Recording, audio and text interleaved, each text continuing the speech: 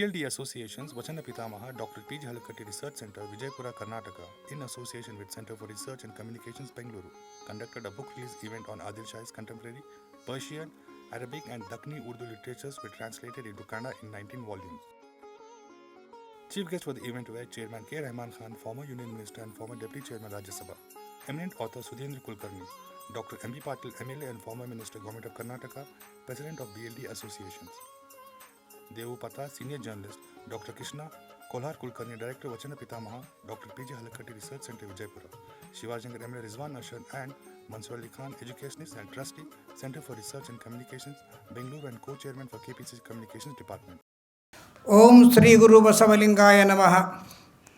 ವೇದಿಕೆ ಮೇಲೆ ವಿರಾಜಮಾನದಂಥ ನಮ್ಮ ಎಂ ಬಿ ಪಾಟೀಲ್ ಸಾಹೇಬರ ಮಲ್ಮಗಳು ಎಲ್ಲ ಮಹನೀಯರಿಗೆ ಅನಂತ ನಮಸ್ಕಾರ ಸಲ್ಲಿಸುತ್ತಾ ವಿಜಯಪುರ ನಗರಸಂಥ ಹಳಕಟ್ಟಿ ಭವನ ಸಂಸ್ಥೆಯ ಎಲ್ಲ ಪದಾಧಿಕಾರಿಗಳೇ ಹಾಗೂ ತಾಯಂದಿರೇ ಸಹೋದರಿಯರೇ, ಬಸವಣ್ಣನ ಒಂದು ವಚನ.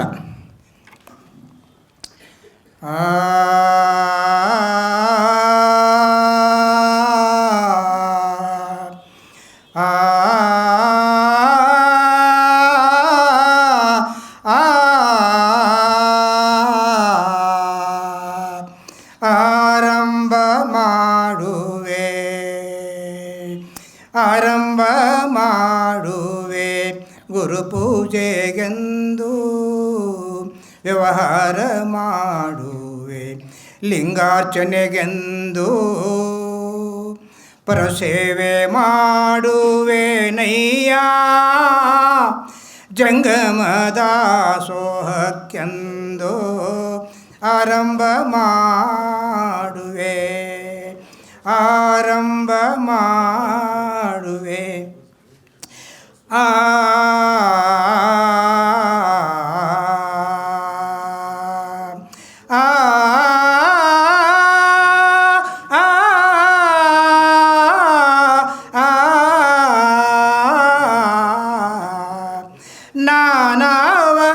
ನಾನವ ಕರ್ಮಗಳ ಮಾಡಿದಡೆಯೋ, ನಾನವ ಕರ್ಮಗಳ ಮಾಡಿದಡೆಯೋ, ಆ ಕರ್ಮ ಫಲ ಭೋಗ ನೀ ಕೊಡುವೆ ಎಂಬುದ ನಾನು ಬಲ್ಲೆನು.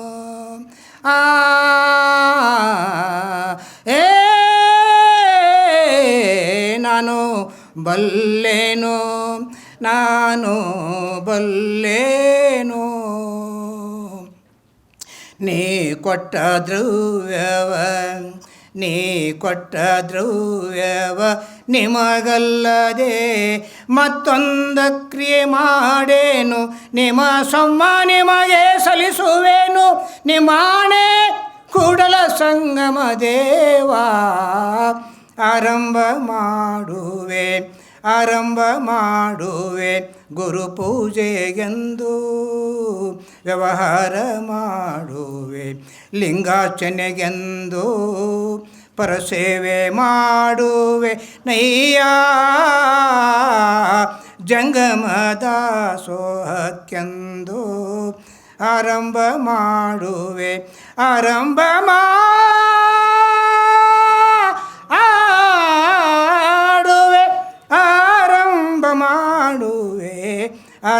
ಮಾಡುವೆ ಗುರು ಪೂಜೆಗೆಂದು.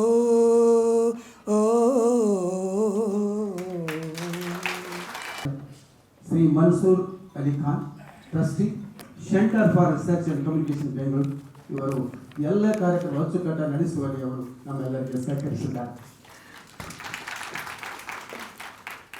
Good evening. I, on behalf of Center for Research and Communication, Bangalore, feel extremely privileged and honored to be given the opportunity to welcome you all to the book release function of Adilshahi Contemporary Persian, Arabic, Dakni Urdu literatures translated into Kannada, 19 volumes by B.I.D.E Associations, Vachana Pitamaha, Dr. P.G. Halakatti Research Center, Vijaypura, Karnataka. It is a scholarly achievement of the Dr. P.G. Halakatti Research Center to translate the books into multi-languages to reach the larger sections. Warm welcome to the Research Center's Director, Coordinator, and team involved in this stupendous task. A very warm welcome to our chief guest, Shri Sudhindra Kulkarni ji, former Director of Prime Minister's Office, leading columnist and eminent author. I thank you, sir, for accepting our invitation and making time to address the event. It is indeed a pleasure and honor to welcome you, sir. I must also extend my sincere gratitude to the chairman of this book release event, Shri K. Rahman Khan, former Union Minister and former Deputy Chairman of Rajya Sabha, who always stood beside me, lent us his support to organize this event. It would not have been possible without your support and blessings. Thank you, sir. I extend a very warm welcome to Shri Mr. M.B. Patil, President, B.I.D.E Association Vijaypura, MLA, former Minister Government of Karnataka, who is the pillar for the Research Center and stood behind for the Research Center to take this task. Mr. M.B. Patil is also one of the most progressive leaders of Karnataka Congress. So a very, very hearty welcome to you, sir, for the book release event. It is my pleasure to welcome you, sir. I also extend my hearty welcome to Shri Deva Patar, senior journalist for this book release event. Due to unavoidable circumstances, former Union Minister for External Affairs, Government of India, Janab Salman Khurshid Sahab, will not be able to attend this event. Lastly, I also appreciate the presence of all dignitaries, eminent personalities, and media, and each every one of you for being here with us today. Welcome all. Thank you very much. Thank you. ಈಗ ಮೇಲಿರುವ ಅತಿಥಿಗಳಿಗೆ ಮತ್ತು ಅಧ್ಯಕ್ಷೀಯ ಗೌರವ ಸಮರ್ಪಣೆ. ಮೊದಲನೇದಾಗಿ ಈ ಸಮಾರಂಭದ ಮುಖ್ಯ ಅತಿಥಿಗಳಾಗಿರ್ತಕ್ಕಂಥ ಸನ್ಮಾನ್ಯ ಶ್ರೀ ಸುಧೀಂದ್ರ ಕುಲಕರ್ಣಿ ಅವರಿಗೆ ನಮ್ಮ B.I.D ಸಂಸ್ಥೆಯ ಭಗೋಳಕಟ್ಟೆ ಸಂಸ್ಥಾನ ಕೇಂದ್ರದ ಕಾರ್ಯದರ್ಶಿಯಾಗಿರ್ತಕ್ಕಂಥ ಡಾಕ್ಟರ್ M.S. ಮಧುಬಾಯಿ ಅವರು ಗೌರವ ಸಮರ್ಪಣೆ ಮಾಡಬೇಕೆಂದು ಅಲ್ಲಿ ಕೇಳ್ಕೊಳ್ತಾ ಇದ್ದಾರೆ.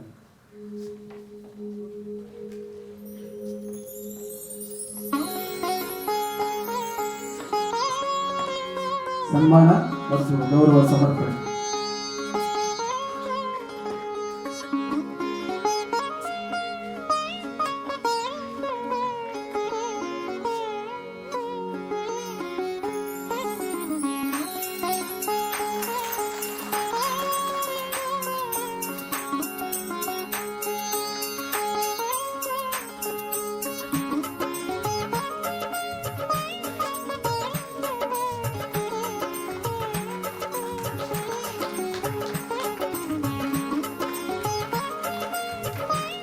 ಎರಡನೇದಾಗಿ ಈ ಸಮಾರಂಭದ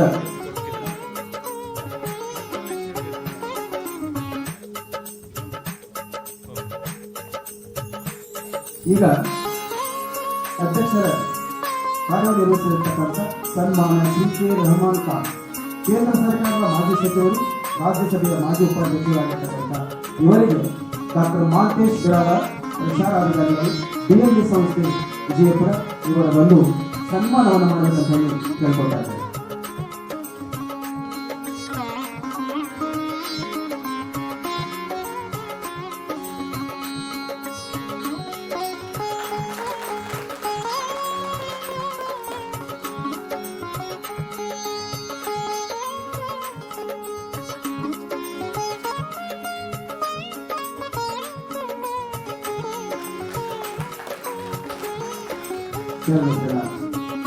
ಈ ಸಮಾರಂಭದಲ್ಲಿ ಘನತೆಯನ್ನು ವಹಿಸಿರುವ ಮತ್ತು ಅಷ್ಟೇ ಪ್ರಸ್ತುತ ಸಂದರ್ಭವನ್ನು ಹೊಂದಿರತಕ್ಕಂಥ ನಮ್ಮ ಮಾಜಿ ಸಚಿವರಾಗಿರ್ತಕ್ಕಂಥ ಡಾಕ್ಟರ್ M.B. ಪಾಟೀಲ್ ಅವರಿಗೆ ಡಾಕ್ಟರ್ M.S. ಮಧುಬಾಯಿ ಅವರು ಸನ್ಮಾನ ಮಾಡಬೇಕೆಂದು ಕೇಳ್ಕೊಳ್ತಾ ಇದ್ದಾರೆ.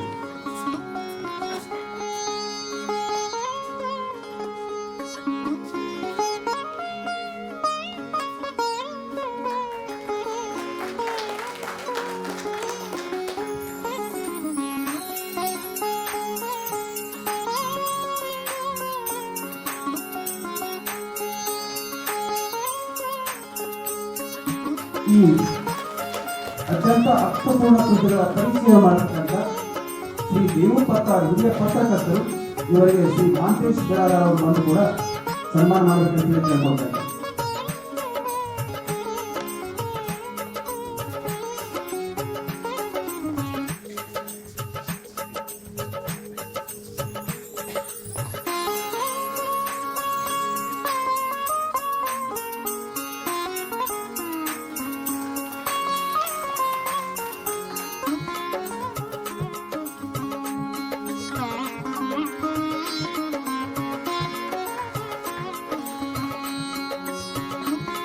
ಪ್ರಾಸ್ತಾವಿಕವಾಗಿ ಮಾತನಾಡಿರ್ತಕ್ಕಂಥ ಡಾಕ್ಟರ್ ಕೃಷ್ಣಕುಮಾರ ಬೆಂಗಳೂರಿನ ಪುಷ್ಪೋತ್ಸವವನ್ನು ಗೌರವಪೂರ್ವಕ ಅರ್ಪಿಸಿಕೊಳ್ಳುವುದರಲ್ಲಿ ಡಾಕ್ಟರ್ ಎಸ್ ಮರವರು ಪುಷ್ಪೋತ್ಸವ.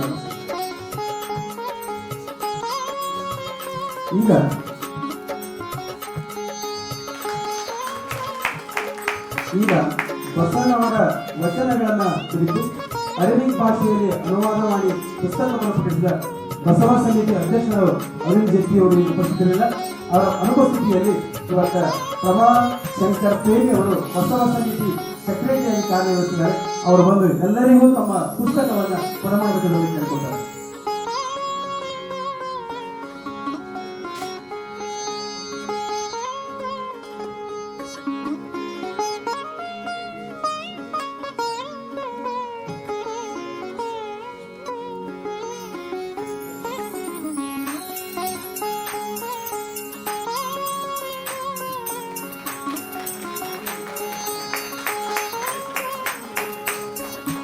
ಅದರಂತೆ ಸ್ವಾಗತ ಭಾಷಣ ಮಾಡಿದ್ದ ಶ್ರೀ ಮನ್ಸೂರ್ ಅಲಿ ಖಾನ್ ಅವರು ಕೂಡ trustee centre for research and communication ಬೆಂಗಳೂರನ್ನು ಕೂಡ ಸನ್ಮಾನಿಸಬೇಕಂತ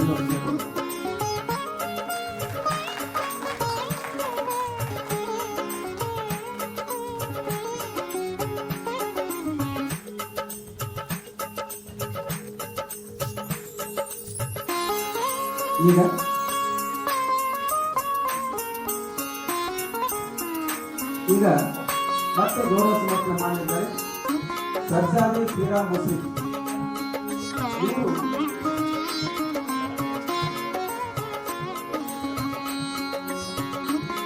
ಈಗ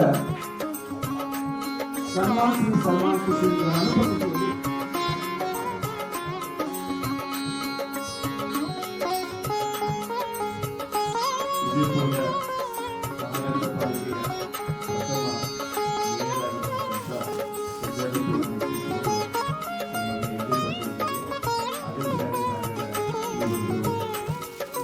ಸಾಹಿತ್ಯವನ್ನು ಕನ್ನಡ ಭಾಷೆಗೆ ಅನುವಾದಿಸಿ ಪ್ರಕಟ ಮಾಡಿದ ಇವತ್ತು ಅವರು ವಿಜಯಪುರ ಜಿಲ್ಲೆಯ ಜನತೆಯ ಪರವಾಗಿ ಅಂಜುಮನೆ ಇಸ್ಲಾಂ ಸಂಸ್ಥೆಯ ಪರವಾಗಿ ಒಂದು ಅಭಿನಂದನಾ ಪತ್ರವನ್ನು ನೀಡಿ ಸನ್ಮಾನವನ್ನು ಮಾಡ್ತಾರೆ. ವಿಜಯಪುರ ಮಹಾನಗರ ಪಾಲಿಕೆ ರಚನೆ ಆದಾಗ ಬಹುಮತ ಇರ್ತಿದ್ರು ಸಹಿತ ಹಿಂದೂ ಪಾರ್ಟಿಗಳು ಬಹಳ ವಿಶೇಷ ಪ್ರಯತ್ನ ಪಟ್ಟು ಸರ್ಜಾನಿ ಶ್ರೀರಾಮ್ ಮುಸ್ಲಿಂ ಅಂತಕ್ಕಂಥ ಬಹುಸಂಖ್ಯಾತ ನಾಯಕರನ್ನ ಮೇಯರನ್ನಾಗಿ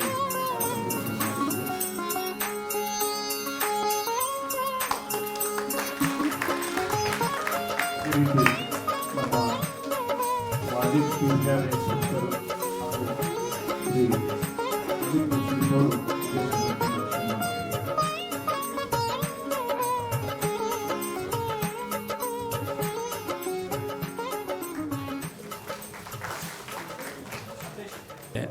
ಉಪಸ್ಥಿತರಿರುವ ಸನ್ಮಾನ್ಯ ಶ್ರೀ ಕೆ ರೆಹಮಾನ್ ಖಾನ್ ಸಾಹೇಬರೇ, ಇವತ್ತಿನ ಈ ಸಮಾರಂಭದ ಅಧ್ಯಕ್ಷರು ಹಾಗೂ ಮುಖ್ಯ ಅತಿಥಿಗಳಾಗಿ ಹಾಗೂ ನಮ್ಮ ಈ ಶ್ರಮಪಟ್ಟು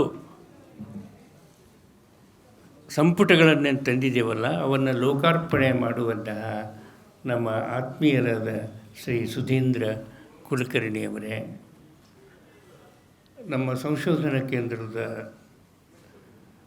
ಮತ್ತು B.I.D.E ಸಂಸ್ಥೆಯ ಅಧ್ಯಕ್ಷರಾದ ಡಾಕ್ಟರ್ M.B. ಪಾಟೀಲ್ ಅವರೇ, ಶ್ರೀ ದೇವು ಪತ್ತಾರ್ ಅವರೇ, ಮನ್ಸೂರ್ ಅಲಿ ಖಾನ್ ಅವರೇ, ಹಾಗೂ ಇಲ್ಲಿ ಬಂದಂತಹ ಎಲ್ಲ ಸಹೃದಯರೇ, ಇದೊಂದು ಭಾರತದಲ್ಲಿ ಅಪರೂಪವಾದಂತಹ ಯೋಜನೆ. ಈ ಯೋಜನೆಗೆ ಮುಖ್ಯ ಕಾರಣಕರ್ತರು ಇವತ್ತು ನಮಗೆ ಬಂದಿದ್ದು ಬಹಳ ಸಂತೋಷ. ಶ್ರೀ M.B. ಪಾಟೀಲರು ಅವರ ಸಹಾಯ ಸಹಕಾರ ಇದ್ದಿದ್ದಿಲ್ಲ ಅಂದರೆ ಈ ಯೋಜನೆಯನ್ನು ಮಾಡಲಿಕ್ಕೆ ಸಾಧ್ಯ ಇರ್ತಿದ್ದಿಲ್ಲ. ಯೋಜನೆ ಮಾಡಬೇಕಾದದ್ದೇ ನಮ್ಮ ನೆಲ ಜಲ ಮತ್ತು ಸಾಹಿತ್ಯವನ್ನು ತಿಳಿದುಕೊಳ್ಳಲಾರದೆ ಊರೆಲ್ಲ ಹೋಗಿ ಏನೇನೋ ಕತೆ ಹೇಳಿದರೆ ಆಗಲಾರ್ದು ಮಾತು. ಆ ಹಿನ್ನೆಲೆಯಲ್ಲಿ ನಾವು ಅವರ ಮುಂದೆ ಈ ಯೋಜನೆಯನ್ನು ಇಟ್ಟಾಗ ಅಗತ್ಯವಾಗಿ ಮಾಡೋಣ ಅಂದರು. ಬಿಜಾಪುರದಂತಹ ಒಂದು ಜಿಲ್ಲೆಯ ಸ್ಥಳ ಈಗಾಗಿದ್ದರೂ ಕೂಡ 500 ವರ್ಷಗಳ ಹಿಂದೆ ಇಡೀ ಪ್ರಪಂಚದಲ್ಲಿಯೇ ಒಂದು ಶ್ರೇಷ್ಠವಾದಂತಹ ನಗರ ಹಾಗೂ ಪ್ರಪಂಚದ ಎಲ್ಲ ರಾಜ್ಯಗಳ ರಾಯಭಾರಿಗಳು ಬಂದಂತಹ ನಗರ ಬಿಜಾಪುರ. ಅಂಥ ನಗರ 13 ಲಕ್ಷ ಜನಸಂಖ್ಯೆ ಆಗುವಷ್ಟು ಬೆಳೆದಂತಹ ನಗರ ಹೇಗೆ ಬೆಳೀತು, ನಾವು ಹೇಗೆ ಆ ಟೈಮ್ನಲ್ಲಿ ಇದ್ದೀವಿ ಅನ್ನೋದನ್ನು ಅಭ್ಯಾಸ ಮಾಡಲಾರ್ದೇ ನಮಗೆ ಗೊತ್ತಾಗಲ್ಲ. ಹಾಗೆ ಹುಡುಕ್ತಾ ಹೋದಾಗ ಏನೂ ಇರಲಿಲ್ಲ ನಮ್ಮ ಹತ್ರ. ಈ ಇತಿಹಾಸ ಅಂದರೆ ಏನು ಅಂದರೆ ನಿಮಗೆಲ್ಲ ಗೊತ್ತು.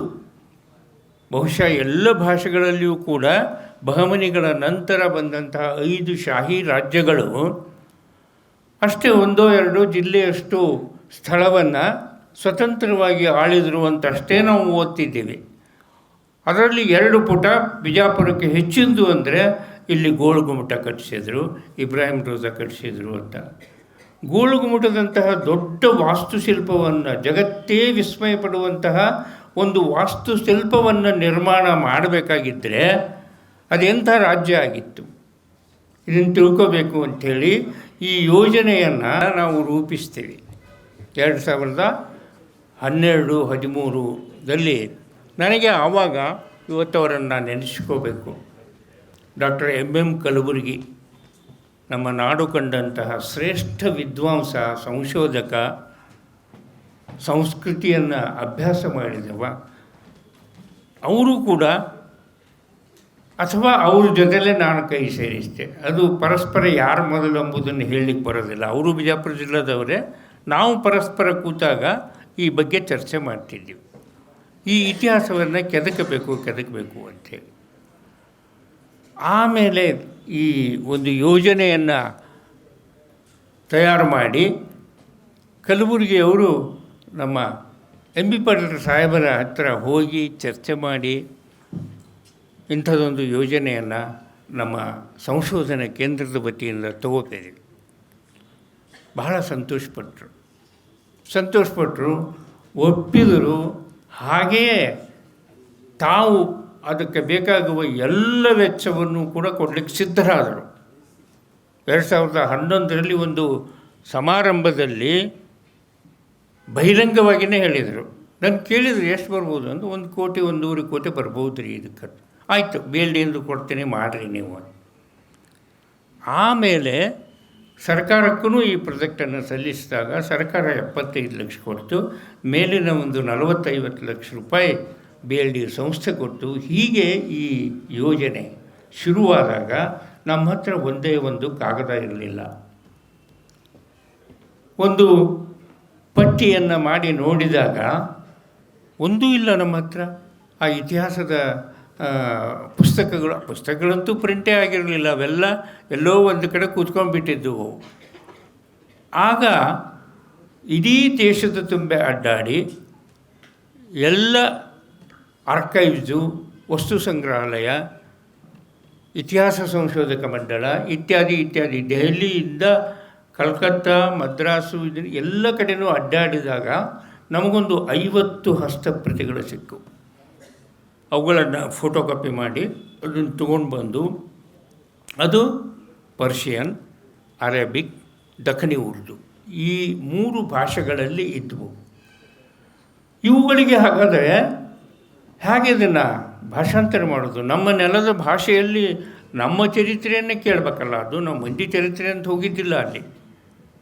ಹೀಗಾಗಿ ಅದಕ್ಕೆ ಮತ್ತೆ ಭಾರತದಾದ್ಯಂತದ ಶ್ರೇಷ್ಠ ವಿದ್ವಾಂಸರನ್ನು ಗುರುತಿಸಿ 20 ಜನರನ್ನು ಆಯ್ಕೆ ಮಾಡಿ ಒಬ್ಬೊಬ್ಬರು ಇಲ್ಲಿ ಬಂದಿದ್ದಾರೆ ಕೂಡ ನಮ್ಮ ಎದುರುಗಡೆ. ಪರ್ಷಿಯನ್ನದ ನಿಷ್ಣಾತ ವ್ಯಕ್ತಿಗಳು. ಅವರಿಗೆ ನಾವು ವಿನಂತಿ ಮಾಡಿಕೊಂಡು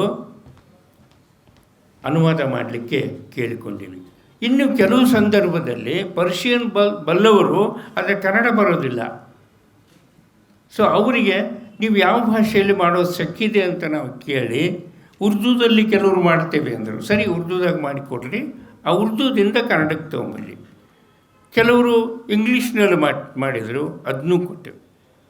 ಇನ್ನು ಕೆಲವುಗಳನ್ನು ನಾನು ಒಬ್ಬ ಅತ್ಯಂತ ನಿಷ್ಣಾತರಾದಂಥ ಪರ್ಷಿಯನ್ ಮತ್ತು ಅರೇಬಿಕ್ ವಿದ್ವಾಂಸ ಪ್ರತಿನಿತ್ಯ ಮನೆಗೆ ಬಂದು ನನ್ನ ಹತ್ರ ಕೂಡ್ಕೋತಿದ್ರು. ಅವರು ಪರ್ಷಿಯನ್ದಿಂದ ಅವ್ರಿಗೆ ಕನ್ನಡ ಬರ್ತಿದ್ದಿಲ್ಲ, ಉರ್ದುದೊಳಗೆ ಮಾಡಿ ಹೇಳ್ತಿದ್ರು. ಉರ್ದು ನನಗೆ ಬರೋದರಿಂದ ನಾನು ಕನ್ನಡದಲ್ಲಿ ಅದನ್ನು ಮಾಡಿಕೊಂಡು ಅಂಥವು 4 ಸಂಪುಟಗಳನ್ನು ಕೂಡ ಇದರಲ್ಲಿ ಮಾಡಿದೆ. ಅಂದರೆ ಆ ಇತಿಹಾಸ ತರಬೇಕು ಅನ್ನೋ ಒಂದು ಉತ್ಕಟ ಇಚ್ಛೆ ನನ್ನದು ಮತ್ತು ಇವತ್ತು ನಮ್ಮ ಕಣ್ಣು ಮುಂದೆ ಇರಲಾರ್ದ ಡಾಕ್ಟರ್ ಕಲಬುರ್ಗಿಯವರು.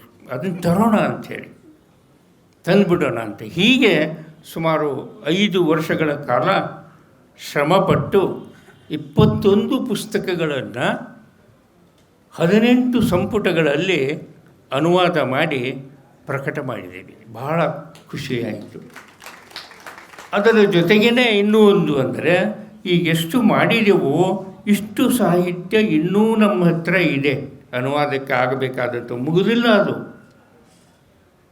ನಾವು ಸಾಲಾರ್ ಮ್ಯೂಸಿಯಮಕ್ಕೆ ನಾವು ಹೋದಾಗ ಅಲ್ಲಿ ಹೇಳ್ತಿದ್ದೆವ, ಅವ್ರು ಯಾರು ಕ್ಯೂರೇಟರ್ ಹೇಳಿದ್ರು, ಅವರು ನಾವು ನಮ್ಮದು ಇದನ್ನು ಮಾಡಿಲ್ಲ, ಗೋಲ್ಕೊಂಡ ಕುತುಬ್ಶಾಹಿ. ಡೆಲ್ಲಿಗೆ ಹೋದಾಗ ಮೊಘಲರ ಬಗ್ಗೆ ಕೂಡ ಈ ತರಹದ ಅಭ್ಯಾಸ ಆಗಿಲ್ಲ ಅಂತೇಳಿ. ಅಕ್ಬರನ ಬಗ್ಗೆ ಬರೆದಿರ್ಬೋದು, ಜಹಾಂಗೀರನ ಬಗ್ಗೆ ಬರೆದಿರ್ಬೋದು, ಆದರೆ ಬಾಬರ್ನಿಂದ ಹಿಡಿದು ಕೊನೆಯವರೆಗೆ ಇಡೀ ಒಂದು ಮೊಘಲರ ಇತಿಹಾಸವನ್ನು ಹಾಗೆ ಏನು ಬರಿತೇವಲ್ಲ ಆ ಇತಿಹಾಸ ಅಂಥದ್ದು.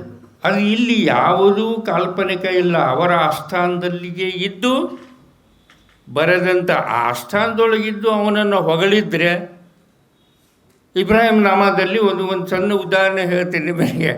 ಬಿಜಾಪುರವನ್ನು 54 ಪುಟಗಳಲ್ಲಿ ವರ್ಣನೆ ಮಾಡ್ತಾನೆ ಅವನ ನಗರವನ್ನು. ಬಿಡೋಣ, ಆದರೆ ಎಂಥ ಅಪರೂಪದ ಶಹರ ಅದು ಆಗಿತ್ತು ಅಂತಂಬುದರ ಕಲ್ಪನೆ ನಮಗೆ ಬರ್ತದೆ. ಹೀಗೆ ನಾವು ಅದನ್ನು ಮಾಡಿ ಇವತ್ತು ಅದು ಮುಂದೆ ಬಹಳಷ್ಟು ನಮಗೆ ವಿಚಾರಣೆಗಳು ಬಂದದ್ದು ಅಂದ್ರೆ, ಕನ್ನಡದಾಗೆ ಮಾಡಿ ಏನು ಸಾಧಿಸಿದ್ರಿ? 6-7 ಕೋಟಿ ಜನಸಂಖ್ಯೆ, ಒಂದು ಸಣ್ಣ ರಾಜ್ಯ. ಇದು ನೀವು ಮಾಡಿದ ಕೆಲಸ ಜಗತ್ತಿಗೆ ಗೊತ್ತಾಗಬೇಕು.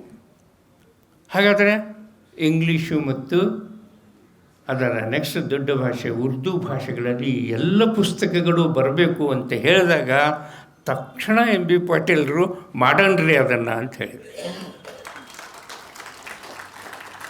ಉರ್ದುದಲ್ಲೂ ಮಾಡೋಣ, ಇಂಗ್ಲೀಷ್ನಲ್ಲೂ ಮಾಡೋಣ. ಪ್ರಾಯೋಗಿಕವಾಗಿ ಅದರಲ್ಲಿ ಒಂದು ಪುಸ್ತಕವನ್ನು ಉರ್ದುದಲ್ಲಿಯೂ 2 ಪುಸ್ತಕಗಳನ್ನು ಇಂಗ್ಲೀಷ್ನಲ್ಲಿಯೂ ಕೂಡ ಮಾಡಿ ಇವತ್ತು ಆ 3 ಪುಸ್ತಕಗಳು ಒಟ್ಟು 22 ಪುಸ್ತಕಗಳ ಬಿಡುಗಡೆಯನ್ನು ಇವತ್ತು ಇಟ್ಕೊಂಡಿದ್ದೇವೆ. ಆಮೇಲೆ ಅದಕ್ಕೆ ಸಮಯ ಬಹುಶಃ ಬೇಗ ಬರ್ತದೆ ಅಂತ ಕಾಣ್ತೇವೆ. ಅವು ಎಲ್ಲ ಭಾಷೆಗಳಲ್ಲೂ ಆಗಲಿ ಹಾಗೂ ಉಳಿದ ಹಸ್ತಪ್ರತಿಯಲ್ಲಿ ಉಳಿದ ಸಂಪುಟಗಳು ಕನ್ನಡಕ್ಕೆ ಬರಲಿ ಅಂತ ಆಶಿಸ್ತೇನೆ. ಇದಕ್ಕೆ ಒಂದು ಮಾತನ್ನು ಹೇಳಿ ನಾನು ಮಾತನ್ನು ಮುಗಿಸಿಬಿಡ್ತೇನೆ. ಹೀಗೊಂದು ರಾಜ್ಯದ ರಾಜಧಾನಿಯಲ್ಲಿ ಇಂಥದ್ದೊಂದು ಕಾರ್ಯಕ್ರಮ ಮಾಡಬೇಕು ಅಂದಾಗ ಅತ್ಯಂತ ಸಹೃದಯತೆಯಿಂದ ನನ್ನನ್ನು ಬರಮಾಡಿಕೊಂಡು ರಹಮಾನ್ ಖಾನ್ ಸಾಹೇಬರು, ಕುಲಕರ್ಣಿ ಅವರೇ, ನೀವು ಚಿಂತೆ ಮಾಡಬೇಡಿ, ಬೆಂಗಳೂರಿನಲ್ಲಿ ಮಾಡೋಣ ಅಂತ ಹೇಳ್ಬಿಟ್ಟು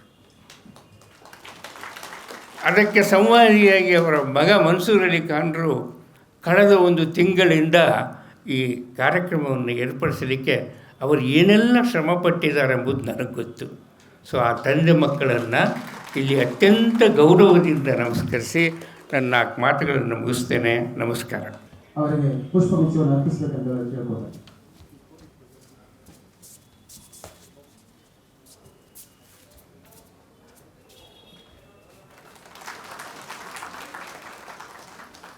ಈಗ ಮಹತ್ವಪೂರ್ಣ ಘಟ್ಟ ಶ್ರೀ ಸಲ್ಮಾನ್ ಖುರ್ಷಿದ್ ಅವರು ಬರಬೇಕಾಗಿತ್ತು.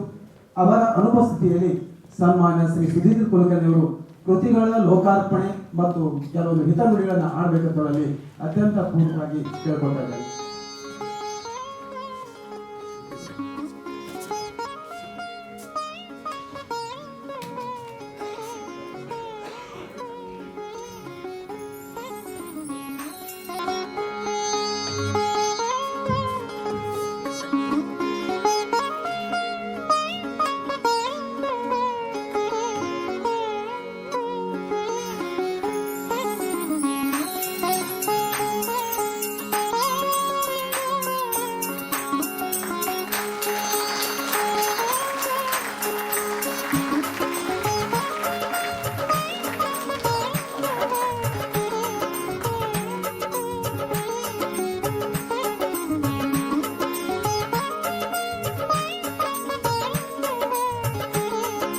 ಲಾಭ ಮಾಡಿದ ಎಲ್ಲ ಮನೆಗಳಿಗೂ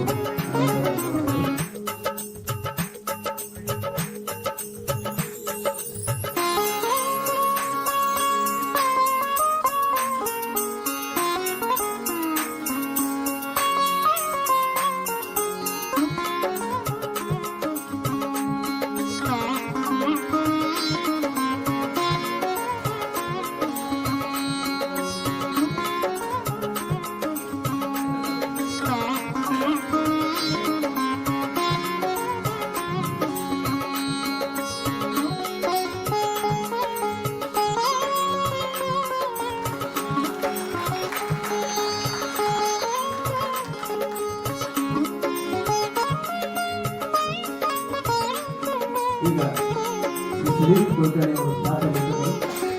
ಅವರು ಪರವಾದ ವಿಚಾರಗಳನ್ನು ಹೇಳಬೇಕು.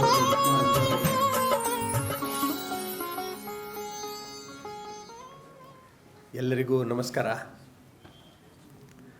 ಈ ಸಮಾರಂಭದ ಅಧ್ಯಕ್ಷತೆ ವಹಿಸಿದ ಸನ್ಮಾನನೀಯ ಶ್ರೀ ರೆಹಮಾನ್ ಖಾನ್ ಅವರೇ,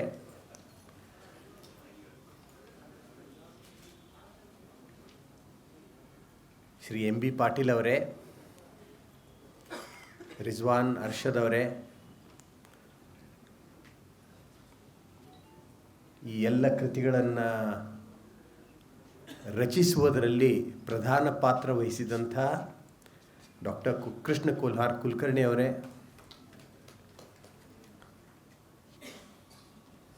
ಪತ್ರಕಾರರು ಮತ್ತು ಕನ್ನಡದಲ್ಲಿ ಪುಸ್ತಕ ಪ್ರಪಂಚದಲ್ಲಿ ಒಂದು ಹೊಸ ಕಾರ್ಯವನ್ನು ಶುರು ಮಾಡಿದಂಥ ದೇವ್ ಪತ್ತಾರ್ ಅವರೇ, ಮನ್ಸೂರ್ ಅಲಿ ಖಾನ್ ಅವರೇ ಹಾಗೂ ಬೆಂಗಳೂರಿನ ಪ್ರಬುದ್ಧ ನಾಗರಿಕರೇ,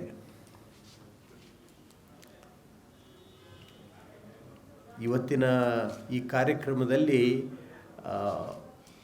ಒಂದು ಜವಾಬ್ದಾರಿಯನ್ನು ನನಗೆ ಕೊಟ್ಟಿದ್ದರು, ಮುಖ್ಯ ಅತಿಥಿಯಾಗಿ ಬನ್ನಿ ಅಂತ. ಆದರೆ ಈ ಪುಸ್ತಕಗಳ ಬಿಡುಗಡೆಯ ಜವಾಬ್ದಾರಿಯನ್ನು ನನಗೆ ಕೊಡಲಾಯಿತು. ಅದಕ್ಕಾಗಿ ನಿಜವಾಗಿಯೂ ಒಬ್ಬ ದೊಡ್ಡ ವ್ಯಕ್ತಿ ಇಲ್ಲಿ ಬರುವವರಿದ್ದರು, ಸಲ್ಮಾನ್ ಖುರ್ಷೀದ್ ಸಾಹೇಬರು. I was also very eagerly waiting to meet Salman Khurshid Saab here. I have known him for many years. A scholar, an eminent lawyer, a respected former minister. ಅವರು ಬಂದಿದ್ದರೆ ಇವತ್ತಿನ ಈ ಕಾರ್ಯಕ್ರಮದಲ್ಲಿ his views would have certainly enriched the event today. B.I.D.E ಪಾಟೀಲ್ರೇ, ನಾನು ಮತ್ತು ಕರ್ನಾಟಕದ ಎಲ್ಲ ಜನ ನಿಮ್ಮನ್ನು 3 ಕಾರಣಗಳಿಗಾಗಿ ನಿಮ್ಮನ್ನು ಭಾಳ ಮೆಚ್ತಾರೆ, ಗೌರವಿಸ್ತಾರೆ. ಮೊದಲನೇ ಕಾರಣ ಅಂದರೆ, ನೀವು ವಿಜಾಪುರದಂಥ ಶಾಶ್ವತವಾಗಿ ಬರಗಾಲ ಪೀಡಿತ ಒಂದು ಜಿಲ್ಲೆಯನ್ನು ಇವತ್ತು ಸುಜಲಾಂ ಸುಫಲಾಂ ಮಾಡಿದ್ದೀರಿ.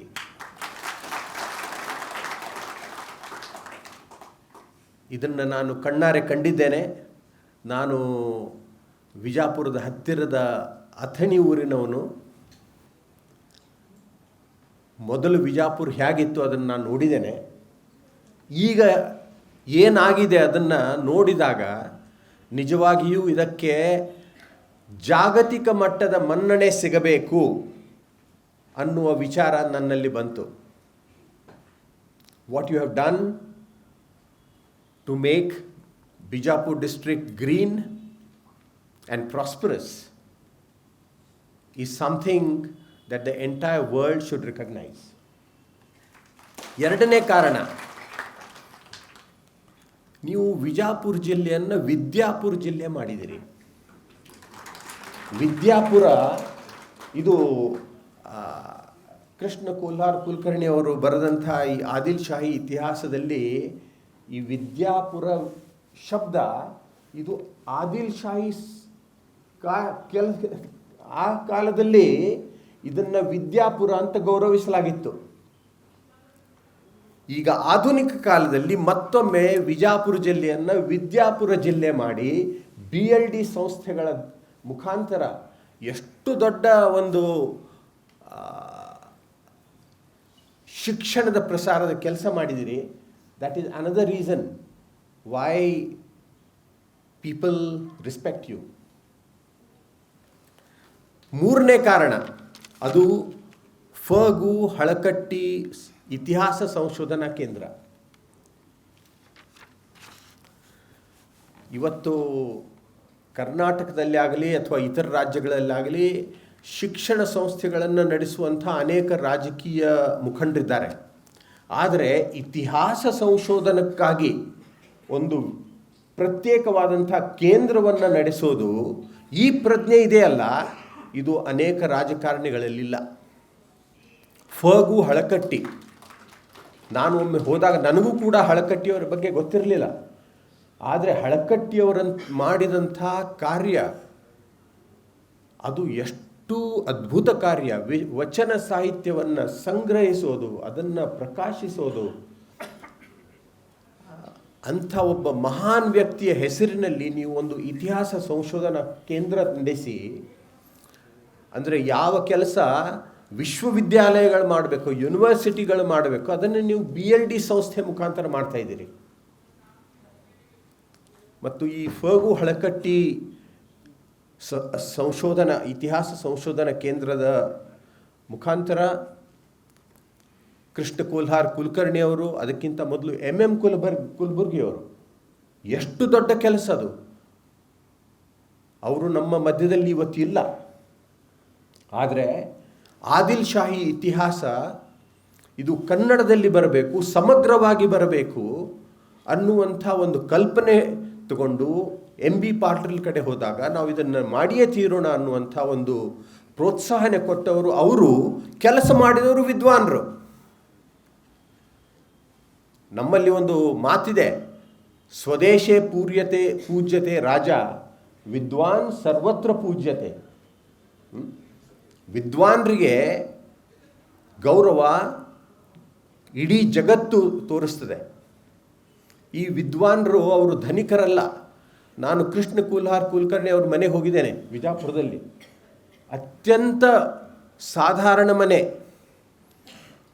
I won't even call it middle class, it's lower middle class.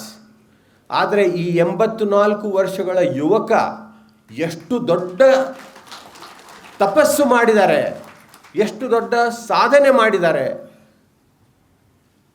ಅಂದರೆ ನಿಜವಾಗಿಯೂ ಇಂಥವರಿಗೆ ಸರ್ಕಾರ ಮತ್ತು ಸಮಾಜ ಎಲ್ಲ ರೀತಿಯಿಂದ ಪ್ರೋತ್ಸಾಹನೆ ಮಾಡಬೇಕು ಅಂತ ನನಗಾಗ ಅನಿಸ್ತು. ಅಂಥ ಒಂದು ಪ್ರೋತ್ಸಾಹನೆ ಮಾಡುವಂಥ ದೊಡ್ಡ ಕಾರ್ಯ ನೀವು ಮಾಡ್ತಾ ಇದ್ದೀರಿ.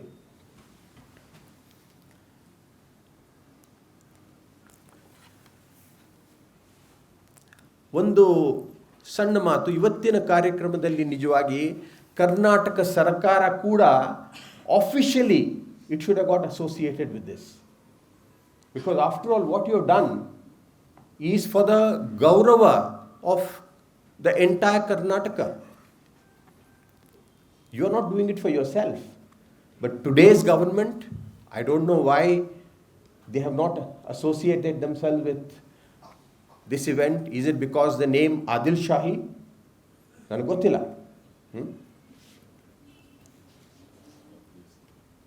ನೋಡಿ, ನಾನು ವಿಜಾಪುರಕ್ಕೆ ಹೋದಾಗ ಅಲ್ಲಿ ಒಬ್ಬ ಅತ್ಯಂತ ಗಣಮಾನ್ಯ ಉದ್ಯೋಜಕರು, ಅವರು ಉದ್ಯೋಜಕರು ಹೌದು, ಆದರೆ ವಿಜಾಪುರದ ಇತಿಹಾಸದ ಬಗ್ಗೆ, ಅಲ್ಲಿಯ ಹೆರಿಟೇಜ್ ಬಗ್ಗೆ ಬಹಳ ಪ್ರೀತಿ ಮತ್ತು ಹೆಮ್ಮೆ ಇಡುವವರು. ಅವರನ್ನು ಭೇಟಿಯಾದಾಗ ಅವರೊಂದು ಮಾತು ಹೇಳಿದರು. He said that I have been trying to popularize the heritage of Bijapur, especially the architectural heritage of Bijapur. Gol Gumbaj, Barakaman, each of them is a true architectural gem. And I been trying to popularise them. ಆದರೆ ಹಾಗೆ ಮಾಡ್ತಿರುವಾಗ ಅವರಿಗೆ ಒಂದು threat ಬಂತು. ಇದೆಲ್ಲ Muslim ರಾಜರ ಕುರುಹುಗಳು, ನೀವ್ಯಾಕೆ ಇದನ್ನು ಮಾಡ್ತಾ ಇದ್ದೀರಿ, ಈ ಕೆಲಸ ಬಂದ್ ಮಾಡಿ. ಇದು ಇವತ್ತಿನ ರಾಜಕಾರಣ. ಅಂದರೆ ಯಾವುದು ಮುಸ್ಲಿಂ ಹೆಸರಿನಲ್ಲಿದೆಯೋ ಅದು ನಮ್ಮದಲ್ಲ. ಗೋಲ್ ಗುಮ್ಮಟ್ ನಮ್ಮದಲ್ಲ, ತಾಜ್ ಮಹಲ್ ನಮ್ಮದಲ್ಲ. ತಾಜ್ ಮಹಲ್ ಇದ್ದರೆ ಅದು ಹಿಂದೂಗಳೇ ಮಾಡಿದ್ದು. ಇಂಥ ಒಂದು ಟಿಪ್ಪು ಸುಲ್ತಾನ್ ನಮ್ಮವನಲ್ಲ, ಅವನು ದೇಶಭಕ್ತನಲ್ಲ. ಈ ರಾಜಕಾರಣ ಅಂದರೆ ಸಮಾಜವನ್ನು ಒಡೆಯುವ ರಾಜಕಾರಣ, ದೇಶವನ್ನು ಒಡೆಯುವ ರಾಜಕಾರಣ, ಇದು ಇಟ್ಸ್ ವೆರಿ ವೆರಿ ಅನ್ಫಾರ್ಚುನೇಟ್. ಇಂಥ ಸಮಯದಲ್ಲಿ ಆದಿಲ್ಶಾಹಿ ಇತಿಹಾಸ ಅದನ್ನು ಕನ್ನಡಿಗರ ಮುಂದೆ ತಂದಿಡುವಂಥ ಒಂದು ದೊಡ್ಡ ಕಾರ್ಯ. ಪರ್ಷಿಯನ್ ಮೂಲಗಳಿಂದ, ಅರೇಬಿಕ್ ಮೂಲಗಳಿಂದ, ಉರ್ದು ಮೂಲಗಳಿಂದ ಅದು ಕನ್ನಡದಲ್ಲಿ 19 ಸಂಪುಟಗಳು.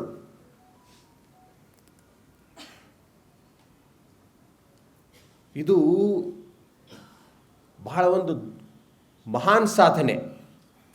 ಕೃಷ್ಣ ಕೋಲ್ಹಾರ್ ಕುಲಕರ್ಣಿ, M.B. ಪಾಟೀಲ್ ಮತ್ತು ಎಲ್ಲ ಜನರಿಗೆ ನಾವು ಚಿರಋಣಿಯಾಗಿರಬೇಕು. ಇವತ್ತು ವೆರಿ ಅನ್ಫಾರ್ಚುನೇಟ್ ಫ್ರೆಂಡ್ಸ್, ಪರ್ಷಿಯನ್ ಅಧ್ಯಯನದ ಕೇಂದ್ರಗಳು ಇಡೀ ಕರ್ನಾಟಕ ರಾಜ್ಯದಲ್ಲಿ ಎಲ್ಲಿಯೂ ಇಲ್ಲ ಅಂತ ಈಗ ದೇವ್ ಪತ್ತಾರ್ ನನಗೆ ಹೇಳಿದರು. ಅಂದರೆ ಯಾವ ಗುಲ್ಬರ್ಗಾ, ಬಿಜಾಪುರ್, ಉತ್ತರ ಕರ್ನಾಟಕ ಮತ್ತು ಇತರ ಭಾರತದ ಅನೇಕ ರಾಜ್ಯಗಳಲ್ಲಿ Persian was a official language before English for centuries. And today we have very, very few universities where Persian is researched, Persian is taught. ಅಂದರೆ ಪರ್ಷಿಯನ್ ಇದು ನಮ್ಮದಲ್ಲ, ಅರೇಬಿಕ್ ನಮ್ಮದಲ್ಲ, ಇವತ್ತು ಉರ್ದು ಕೂಡ ನಮ್ಮದಲ್ಲ ಅನ್ನುವಂಥ ಒಂದು ಮಾನಸಿಕತೆ ನಮ್ಮಲ್ಲಿ ಬೆಳೆದಿದೆ. Urdu is our language, born in India. ಆದರೆ ಉರ್ದು ಕೂಡ ಇದು ಪರಕೀಯ ಭಾಷೆ. ಇಂಥ ಸಮಯದಲ್ಲಿ ನೀವು ಆದಿಲ್ಶಾಹಿ ಇತಿಹಾಸವನ್ನು ಈ ಎಲ್ಲ ಬೇರೆ ಬೇರೆ ಭಾಷೆಗಳ ಮೂಲದಿಂದ ಕನ್ನಡದಲ್ಲಿ ಮಾಡಿದಿರಲ್ಲ, ಇದು ಬಹಳ ದೊಡ್ಡ ಕೆಲಸ. ನೋಡಿ, ನಮ್ಮ ದೇಶ ಇದು ಬಹುಧರ್ಮೀಯ ದೇಶ, ಬಹುಭಾಷೀಯ ದೇಶ. ಇಲ್ಲಿ ಅನೇಕ ಸಂಸ್ಕೃತಿಗಳಿವೆ, ಅನೇಕ ಪೂಜಾ ಪದ್ಧತಿಗಳಿವೆ. ಎಲ್ಲರಿಗೂ ಸಮಾನ ಸ್ಥಾನ ಕೊಡುವಂಥ ಒಂದು ದೊಡ್ಡ ನಿರ್ಣಯ ನಮ್ಮ ಸಂವಿಧಾನ ತೆಗೆದುಕೊಂಡಿತು. All are Indians, all are for India, all should be for India, and all are equal Indians. No one is superior, no one is inferior. ಭಾರತದ ಎಲ್ಲ ಹೆರಿಟೇಜ್ ಇದೆಯಲ್ಲ, ಇದು ಎಲ್ಲರ ಹೆರಿಟೇಜು. ಅದು ಮುಸ್ಲಿಮರ ಹೆರಿಟೇಜ್ ಇದ್ದರೆ ಅದು ಹಿಂದೂಗಳ ಹೆರಿಟೇಜ್ ಕೂಡ, ಹಿಂದೂಗಳ ಹೆರಿಟೇಜ್ ಇದ್ದರೆ ಮುಸ್ಲಿಮರ ಹೆರಿಟೇಜ್ ಕೂಡ. ಈ ಒಂದು ಭಾವನೆ ಬಂದಾಗ ಮಾತ್ರ ಭಾರತದ ಯುನಿಟಿ, ಇಂಟೆಗ್ರಿಟಿ, ಸೆಕ್ಯೂರಿಟಿ ಮತ್ತು ಜಗತ್ತಿನಲ್ಲಿ ಭಾರತದ ಗೌರವ ಬೆಳೀತದೆ. ಮಿತ್ರರೇ, ಈ ಇತಿಹಾಸದ ಈ ಸಂಪುಟಗಳನ್ನು ಬಿಡುಗಡೆ ಮಾಡುವಾಗ ಇತಿಹಾಸದ ಮಹತ್ವ ಏನು ಅದರ ಬಗ್ಗೆ ಒಂದೆರಡು ಸಣ್ಣ ಮಾತುಗಳನ್ನು ಹೇಳ್ತೇನೆ. E.H. ಕಾರ್ ಇವರು ಒಬ್ಬ ದೊಡ್ಡ ಬ್ರಿಟಿಷ್ ಹಿಸ್ಟೋರಿಯನ್. ಅವ್ರು ಹೇಳ್ತಾರೆ, why should we study history? It's not just to know about what happen in history, because that's a big collection of facts and events. ಇತಿಹಾಸದಲ್ಲಿ ಅನೇಕ ಘಟನಾವಳಿಗಳು, ವಂಶಾವಳಿಗಳು ನಮಗೆ ಕಾಣ್ತವೆ. ಅದನ್ನೆಲ್ಲ ನೋಡ್ಲಿಕ್ಕೆ ಹೋದರೆ ಇದೆಲ್ಲ ಯಾಕಪ್ಪ, ಇದನ್ನು ಯಾಕೆ ನಾವು ಸ್ಮರಿಸಬೇಕು ಅನ್ನೋ ಪ್ರಶ್ನೆ ಸಹಜವಾಗಿಯೇ ಮೂಡ್ತದೆ. ಆದರೆ ಅವ್ರು ಹೇಳೋದಂದರೆ, ಇತಿಹಾಸವನ್ನು ನಾವು ಯಾಕೆ ಅಧ್ಯಯನ ಮಾಡಬೇಕಂದ್ರೆ ಇತಿಹಾಸವನ್ನು ಬದಲಿಸುವುದಕ್ಕಾಗಿ ಇತಿಹಾಸದ ಅಧ್ಯಯನ ಬೇಕು. History, he says, is an unending dialogue between the past and the present. Unending dialogue between the past and the present. And the present should understand history, should understand the past so that we can create a better future for ourselves. ಇದು ಇತಿಹಾಸವನ್ನು ಅಧ್ಯಯನ ಮಾಡುವ ಮುಖ್ಯ ಉದ್ದೇಶ. ಈ ಉದ್ದೇಶದಿಂದಾಗಿಯೇ ಈ 19 ಸಂಪುಟಗಳು ಹೊರಗೆ ಬಂದಿವೆ. ನಾನು ಎಲ್ಲ ಸಂಪುಟಗಳನ್ನಂತೂ ನೋಡಿಲ್ಲ, ಆದರೆ ಕೃಷ್ಣ ಕೋಲ್ಹಾರ್ ಕುಲಕರ್ಣಿ ಅವರು ಈ ಹಳಕಟ್ಟಿ ಸಂಶೋಧನಾ ಕೇಂದ್ರಕ್ಕೆ ಹೋದಾಗ ನನಗೊಂದು ಪುಸ್ತಕ ಕೊಟ್ಟರು. ಈ ಪುಸ್ತಕವನ್ನು ಓದಿದಾಗ ನಿಜವಾಗಿಯೂ ಆದಿಲ್ಶಾಹಿ ಡೈನೆಸ್ಟಿ, ಅದರ ವಿಶೇಷತೆ, ಅದರ ಮಹತ್ವ ನನಗೆ ತಿಳಿಯಿತು. ಅದರ ಕೆಲವು ಸಾಲುಗಳನ್ನು, if I am not taking too much time,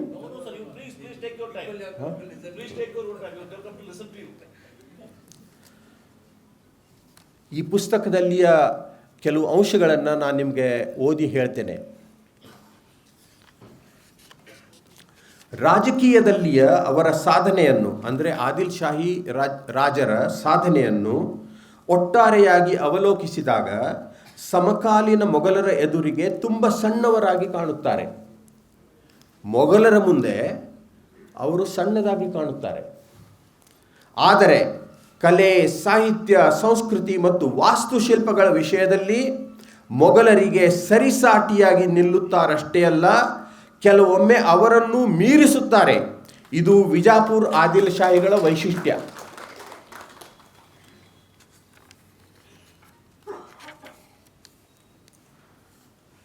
ಸಮಕಾಲೀನ ಮೊಘಲ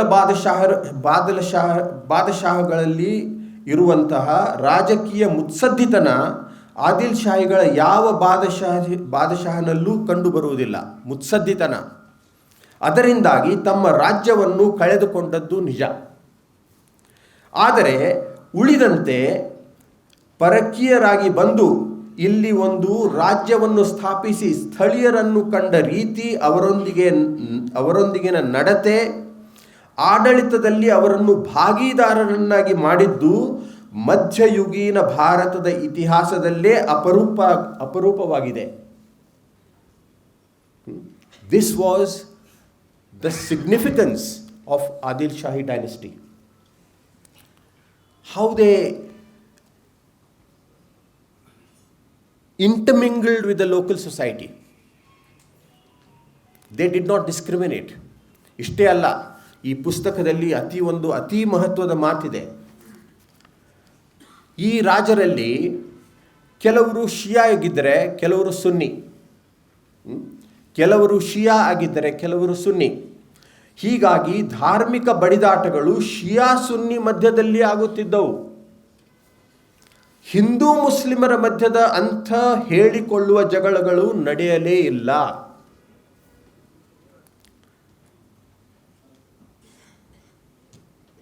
ಎರಡನೆಯ ಇಬ್ರಾಹಿಂ ಆದಿಲ್ ಶಹನ ಬಗ್ಗೆ ಹೇಳುವುದಾದರೆ, ಅವನು ಇತರರಿಂದ ಜಗದ್ಗುರು ಎಂದು ಕರೆಯಿಸಿಕೊಂಡನು.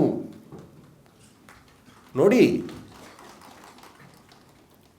ಆ ಕಾಲದಲ್ಲಿ ಮುಸ್ಲಿಮೇತರರು ಒಬ್ಬ ಮುಸ್ಲಿಂ ರಾಜನನ್ನ ಜಗದ್ಗುರು ಅಂತ ಕರೀತಾರೆ.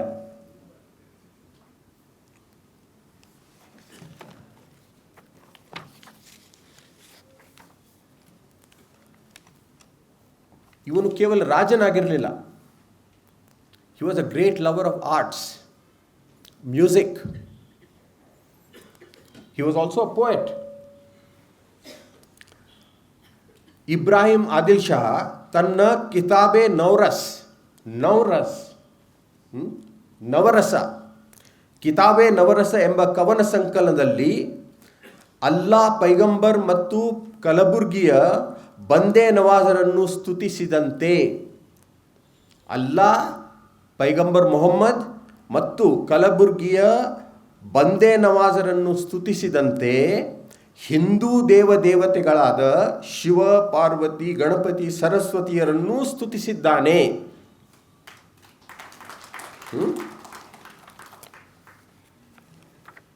ಇದು ಎಷ್ಟು ಜನಕ್ಕೆ ಗೊತ್ತು?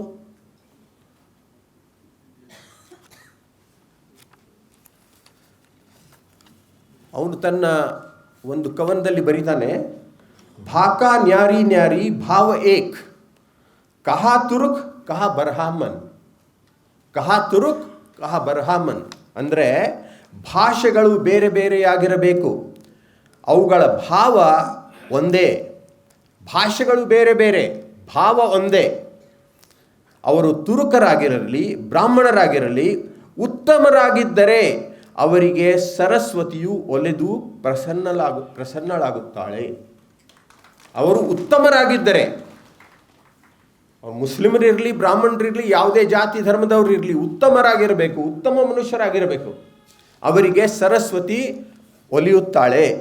ಅಂತೆಯೇ ಇಬ್ರಾಹಿಮನು ವಿದ್ಯೆ, ಸಂಗೀತ ಮತ್ತು ಗುರು ಸೇವೆಯನ್ನು ಬಯಸುತ್ತಾನೆ. ಅವುಗಳಿಗಾಗಿ ಏಕಾಗ್ರ ಚಿತ್ತದಿಂದ ಜಪ ಮಾಡುತ್ತಾನೆ. ಇದು ನಮ್ಮ ಇತಿಹಾಸ. ಎಷ್ಟು ಜನಕ್ಕೆ ಗೊತ್ತು? ಇದನ್ನು ಮುಸ್ಲಿಮರು ಒಪ್ಪೋದಿಲ್ಲ. ಇವತ್ತು ಅನೇಕ ಮುಸ್ಲಿಮರು ಒಪ್ಪೋದಿಲ್ಲ, ಹಿಂದೂಗಳು ಒಪ್ಪೋದಿಲ್ಲ. ಇದು ನಮ್ಮ ದುರಂತ. This is unfortunate friends.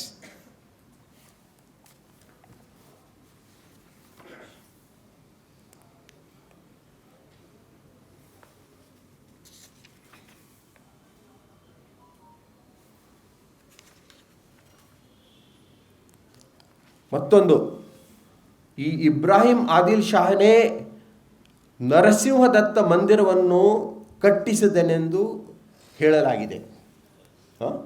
ನರಸಿಂಹದತ್ತ ಮಂದಿರ,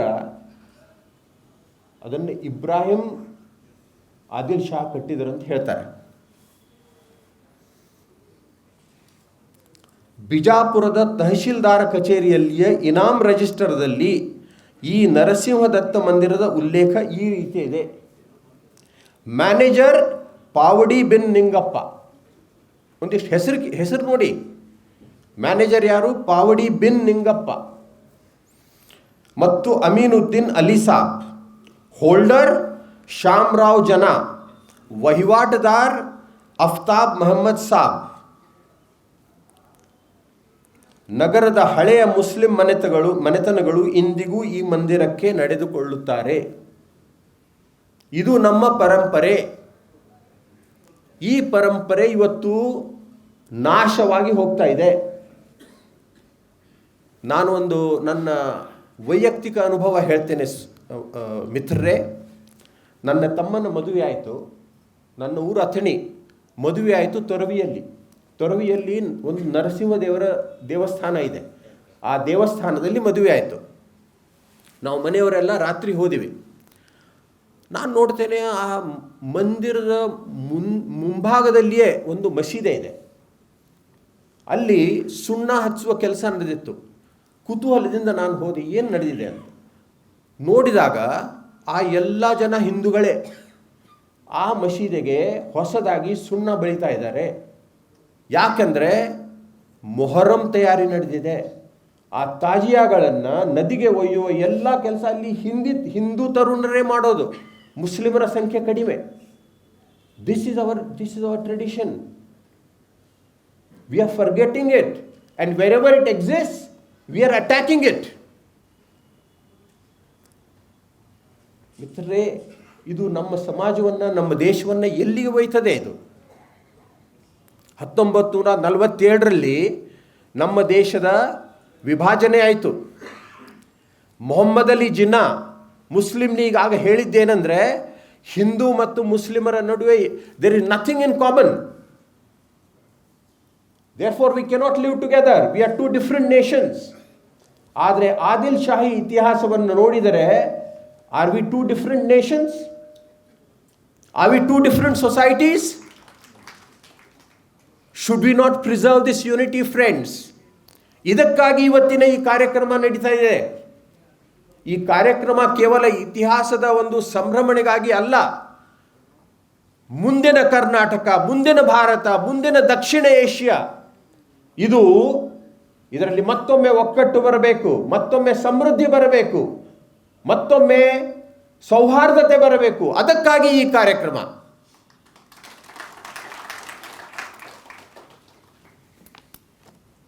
ಇದು ನಾನು ಹೇಳಿದ್ದಲ್ಲ.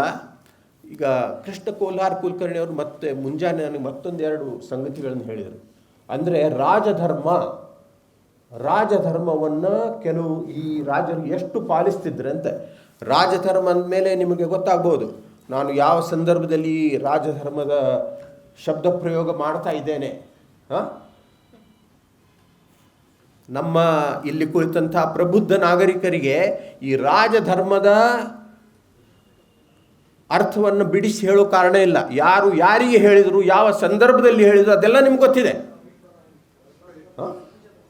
ಆದರೆ ಈ ಇಬ್ರಾಹಿಂ ಆದಿಲ್ಶಾಹಿ ಅವರ ರಾಜ್ಯಾಭಿಷೇಕ ಆದ ನಂತರ ಅವರು ಒಬ್ಬರು ಸುನ್ನಿ.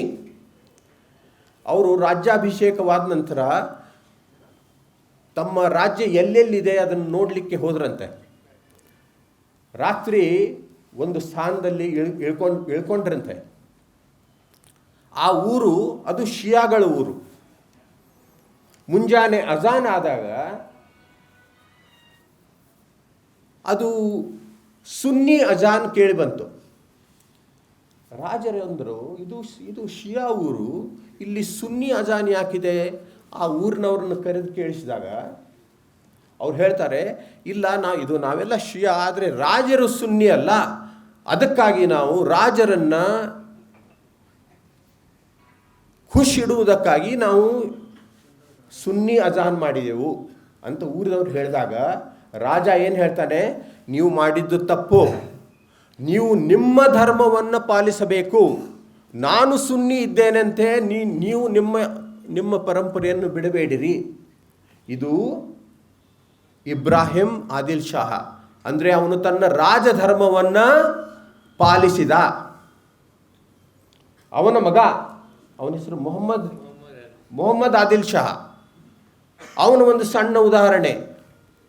ಅವನು ಒಂದು ಫರ್ಮಾನ್ ತೆಗೆದಂತೆ, ನನ್ನ ರಾಜ್ಯದಲ್ಲಿ ಹಿಂದೂಗಳು ತೀರಿಕೊಂಡ ನಂತರ ಮತ್ತು ಅವರ ಯಾರಾದರೂ ವಾರಸುದಾರ ಇರದೇ ಇದ್ದರೆ ಅವರ ಆಸ್ತಿಯನ್ನು ರಾಜ್ಯದ ಖಜಾನೆಗೆ ಹಾಕಬಾರದು, ಅದು ಬಡವ ಹಿಂದೂಗಳ ಉಪಯೋಗಕ್ಕಾಗಿ ಆ ಆಸ್ತಿಯನ್ನು ಉಪಯೋಗಿಸಬೇಕು. ಫರ್ಮಾನ್ ತೆಗೆದಂತೆ. ಇದು ರಾಜಧರ್ಮ. ಅಂದರೆ ರಾಜನ ಧರ್ಮ ಏನು, ರಾಜನ ಕರ್ತವ್ಯ ಏನು ಅಂದರೆ ಎಲ್ಲ ಪ್ರಜೆಗಳನ್ನು ಭೇದ ಭಾವವಿಲ್ಲದೆ ನೋಡಿಕೊಳ್ಳೋದು. ಇದು ರಾಜಧರ್ಮ. ಇದನ್ನು ನಾವು ಕೆಲವು ಆದಿಲ್ ಶಾಹಿ ರಾಜರಿಂದ ಕಲಿಬೇಕಾಗಿದೆ. ಎಲ್ಲ ರಾಜರು ಇದೇ ರೀತಿ ಇದ್ರಂತಲ್ಲ, ಅಲ್ಲಿ ಕೆಲವು ಮತಾಂಧ ರಾಜರು ಇದ್ದರು, ಅದನ್ನೂ ಕಲಿಬೇಕು. ಆ ಘಟನೆಗಳನ್ನು ನಾವು ಮರೆಯಬಾರದು. ಯಾಕಂದರೆ ನಮ್ಮ ಇತಿಹಾಸದಲ್ಲಿ ಕೆಲವು ಕೆಟ್ಟದೂ ಆಗಿದೆ, ಕೆಲವು ಒಳ್ಳೆಯದೂ ಆಗಿದೆ. ಒಳ್ಳೆಯದಿಂದ ಸರಿಯಾದ ಪಾಠಗಳನ್ನು ಕಲಿತು ನಮಗೆ ಮುಂದೆ ಹೋಗಬೇಕಾಗಿದೆ.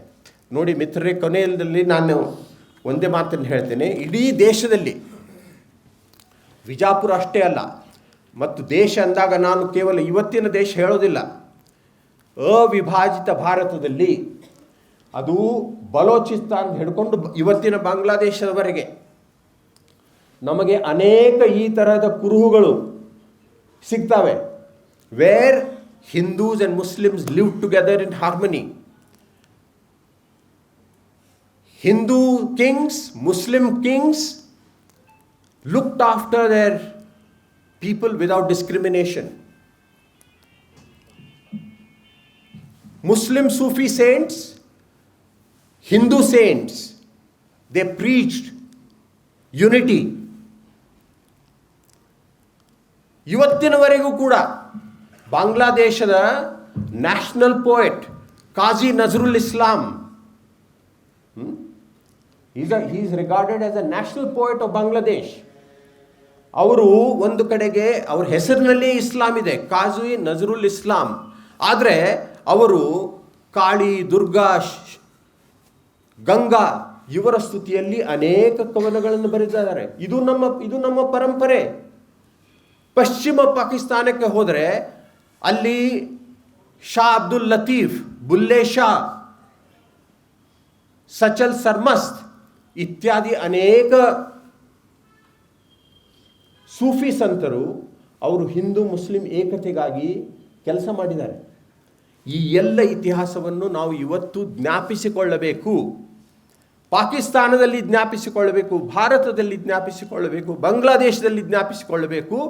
ಮತ್ತು ಮುಂದೆ ನಾವು ಈ ಇಡೀ ದಕ್ಷಿಣ ಏಷ್ಯಾವನ್ನು, ಅವಿಭಾಜಿತ ಭಾರತವನ್ನು ಮತ್ತೊಮ್ಮೆ ಒಂದುಗೂಡಿಸಬೇಕು. ಅಖಂಡ ಭಾರತ ಅಲ್ಲ, ಅಖಂಡ ಭಾರತದ ನಾನು I am not a champion of Akhand Bharat here.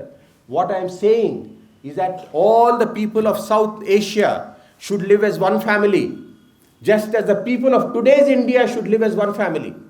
ಈ ಒಂದು ದೊಡ್ಡ ಸಂದೇಶವನ್ನು ಆದಿಲ್ಶಾಹಿ ಇತಿಹಾಸ ನಮಗೆ ಹೇಳ್ತದೆ. ಕೊನೆಯಲ್ಲಿ ನಾನು ನಿಮಗೆ ಒಂದು ವಿನಂತಿ ಮಾಡಿಕೊಳ್ತೇನೆ ಪಾಟೀಲ್ ಅವರೇ, ವಿಜಾಪುರವನ್ನು, ಇದನ್ನು ಕೇವಲ ನಿಮಗೆ ಹೇಳ್ತಾ ಇಲ್ಲ, ಕರ್ನಾಟಕದ ಸರ್ಕಾರದವರಿಗೆ ನಾನು ಆಗ್ರಹಪೂರ್ವಕವಾಗಿ ಕೇಳ್ತೇನೆ, ವಿಜಾಪುರವನ್ನು UNESCO world heritage site recognition ಸಿಗಬೇಕು.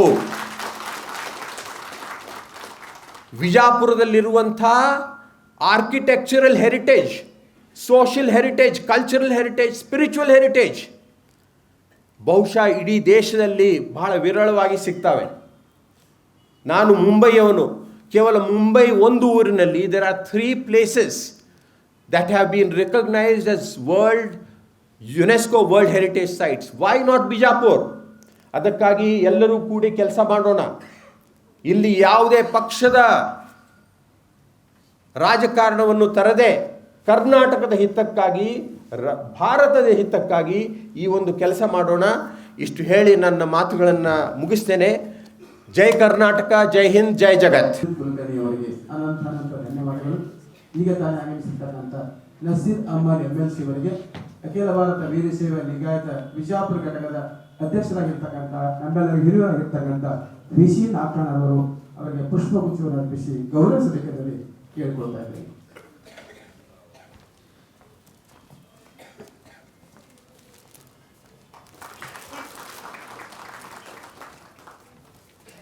ಈಗ ಸಂಕ್ಷಿಪ್ತವಾಗಿ ಶ್ರೀ ದೇವು ಪತ್ತಾರ್ ಅವರ ಹಿರಿಯ ಪತ್ರಕರ್ತರು ಕೃತಿಗಳ ಕುರಿತು ಕೇಳಬೇಕೆಂದು ಕೇಳಿಕೊಳ್ತಾರೆ. ಹಿರಿಯರೇ ಮತ್ತು ಸ್ನೇಹಿತರೆ, ನನ್ನ ಮುಂದೆ ಇರುವಂಥದ್ದು ಇವತ್ತು ಬಿಡುಗಡೆಯಾದ 19 ಸಂಪುಟಗಳ ಬಗ್ಗೆ ಮಾತಾಡುವಂಥದ್ದು. ಅದರ ಆಚೆಗಿನ ಯಾವ ಸಂಗತಿಯನ್ನು ನಾನು ಮಾತಾಡಲಿಕ್ಕೆ ಹೋಗೋದಿಲ್ಲ. ಹಾಗಾಗಿ ನಿಗದಿತ ನನಗೆ ಕೊಟ್ಟ ಸಮಯದ ಅವಧಿನಲ್ಲಿ ನಾನು ಅದನ್ನು ಮಾತಾಡ್ತೇನೆ. ಈ 19 ಸಂಪುಟದಲ್ಲಿ 9ನೇ ಸಂಪುಟ ನಾನು ಮೊದಲಿಗೆ ಅದರ ಬಗ್ಗೆ ಮಾತಾಡ್ತೇನೆ. ಅದನ್ನು ಬರೆದ ಲೇಖಕ ಮಹಮೂದ್ ಬಹರಿ ಅಂತೇಳಿ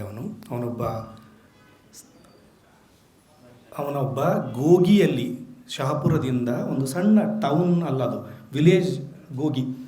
ಈ ಆದಿಲ್ಶಾಹಿ ಮನೆತನದ ಮೊದಲ 4 ದೊರೆಗಳ ಸಮಾಧಿ ಇರುವ ಊರು ಗೋಗಿ. ಆ ಗೋಗಿನಲ್ಲಿ ಯೂಸುಫ್ ಆದಿಲ್ ಖಾನನ ಸಮಾಧಿ ಕೂಡ ಗೋಗಿಯಲ್ಲಿದೆ. ಆ ಗೋಗಿಯಲ್ಲಿ ವಾಸಿಸುತ್ತಿದ್ದ ಅಲಂಗೀರ್ ಔರಂಗಜೇಬನ ಸಮಕಾಲೀನನಾಗಿದ್ದ, ದಖ್ಖನ್ನಿನ ಬಹಳ ದೊಡ್ಡ ವಿದ್ವಾಂಸನಾಗಿದ್ದ ಮತ್ತು ಕವಿಯಾಗಿದ್ದ ಮಹಮೂದ್ ಬಹರಿಯ ಉರುಸೆ ಇರ್ಫಾನ್ ಅನ್ನೋ ಒಂದು ಪುಸ್ತಕವನ್ನು ಈ 19 ಸಂಪುಟಗಳ ಪೈಕಿ 9ನೇ ಸಂಪುಟವಾಗಿ ಇದರಲ್ಲಿ ಸೇರಿಸಿದ್ದಾರೆ. ಈ ಪುಸ್ತಕ, ಇದನ್ನು ಬಹರಿ ಮೊದಲಿಗೆ ದಖನಿಯಲ್ಲಿ ಬರೀತಾನೆ, ಅದನ್ನು ಮನ್ಲಗನ್ ಅಂತ ಹೆಸರಿಟ್ಟು. ಆಮೇಲೆ ಅವನ ಸಮಕಾಲೀನ ಸ್ನೇಹಿತರು ಮತ್ತು ವಿದ್ವಾಂಸರು ಎಲ್ಲ ಹೇಳ್ತಾರೆ, ಇದನ್ನು ದಖನಿನಲ್ಲಿ ಬರೋದ್ರಿಂದ ಇದನ್ನು ಹೆಚ್ಚು ಜನರಿಗೆ ಪರಿಚಯ ಆಗಲ್ಲ, ಹೆಚ್ಚು ಜನ ವ್ಯಾಪಕವಾಗಿ ಇದನ್ನು ತಲುಪಿಸ್ಲಿಕ್ಕೆ ಆಗೋದಿಲ್ಲ ಅನ್ನೋ ಕಾರಣಕ್ಕಾಗಿ ಇದನ್ನು ಫಾರ್ಸಿಗೆ ಅನುವಾದ ಮಾಡುವಂತ ಕೇಳ್ತಾರೆ. ಆದರೆ ಅವನು ಅದನ್ನು ಫಾರ್ಸಿಗೆ ಅನುವಾದ ಮಾಡೋದ್ರ ಬದಲಿ ಮತ್ತೆ ಹೊಸದಾಗಿ ಫಾರ್ಸಿನಲ್ಲಿನೇ ಬರೀತಾನೆ. ಅಂದರೆ ಮನ್ಲಗನ್ನಲ್ಲಿ ಇಲ್ಲದೇ ಇರುವ ಎಷ್ಟೋ ಅಂಶಗಳು ಉರುಸೆ ಇರ್ಫಾನ್ನಲ್ಲಿ ಸೇರಿಕೊಳ್ತವೆ. ಆಮೇಲೆ ಅದು ಉರ್ದುಗೆ ಅನುವಾದ ಆಗ್ತದೆ, ಆಮೇಲೆ ಅದು ಕನ್ನಡಕ್ಕೆ ಅನುವಾದ ಆಗ್ತದೆ. ಯಾಕೆ ನಾನು ಈ ಮಾತನ್ನು ಹೇಳ್ತಾ ಇದ್ದೀನಿ ಅಂತಂದರೆ, ಈ ಮನ್ಲಗನ್ ಅಂತನ್ನುವ ಪುಸ್ತಕದ ಬಗ್ಗೆ ಕರ್ನಾಟಕದ ಜನರಿಗೆ, ಭಾರತದ ಜನರಿಗೆ, ಮಧ್ಯಕಾಲೀನ ಸಾಹಿತ್ಯದಲ್ಲಿ, ಮಧ್ಯಕಾಲೀನ ಚರಿತ್ರೆಯಲ್ಲಿ ಆಸಕ್ತರಾಗಿರುವವರಿಗೂ ಕೂಡ ಈ ಬಹರಿಯ ಹೆಸರಾಗಲಿ ಮನ್ಲಗನ್ನ ಹೆಸರಾಗಲಿ ಗೊತ್ತಿರಲಿಲ್ಲ. ಇದು ಮೊದಲ ಬಾರಿಗೆ ರಿಚರ್ಡ್ ಈಟನ್ ತನ್ನ ಥೀಸಸ್ನಲ್ಲಿ ಅವನ ಹೆಸರನ್ನು ಪ್ರಸ್ತಾಪ ಮಾಡ್ತಾನೆ. ಅಂದರೆ 70ರ ದಶಕದಲ್ಲಿ ಒಬ್ಬ ಸೂಫಿ ಥರದ ವಿದ್ವಾಂಸ ಥರದ ಲೇಖಕನ ಒಂದು ಪ್ರಸ್ತಾಪ ಇಂಗ್ಲೀಷ್ನಲ್ಲಿ ಅಮೇರಿಕಾದಿಂದ ಬಂದ ಒಬ್ಬ ಸ್ಕಾಲರ್ ಮಾಡ್ತಾನೆ. ನಮ್ಮ ಊರಿನ ಪಕ್ಕದಲ್ಲಿಯೇ ಇರುವ ನನ್ನೂರು ಗೋಗಿಂದ 11 ಕಿಲೋಮೀಟರ್ ದೂರ ಇದೆ. 11 ಕಿಲೋಮೀಟರ್ ದೂರ ಇರೋದ ಪಕ್ಕದ ಒಬ್ಬ ಕವಿ ನನ್ನ ಯಾವ ಸಂಸ್ಕೃತಿಗೆ ನಾನು ವಾರಸುದಾರ ಅಂತ ಭಾವಿಸ್ತಾನೋ ಅಂಥ ಸಂಸ್ಕೃತಿಯನ್ನು ಬೇರೊಬ್ಬರಿಂದ ನಾನು ಗೊತ್ತು ಮಾಡ್ಕೋಬೇಕಾಗ್ತದೆ.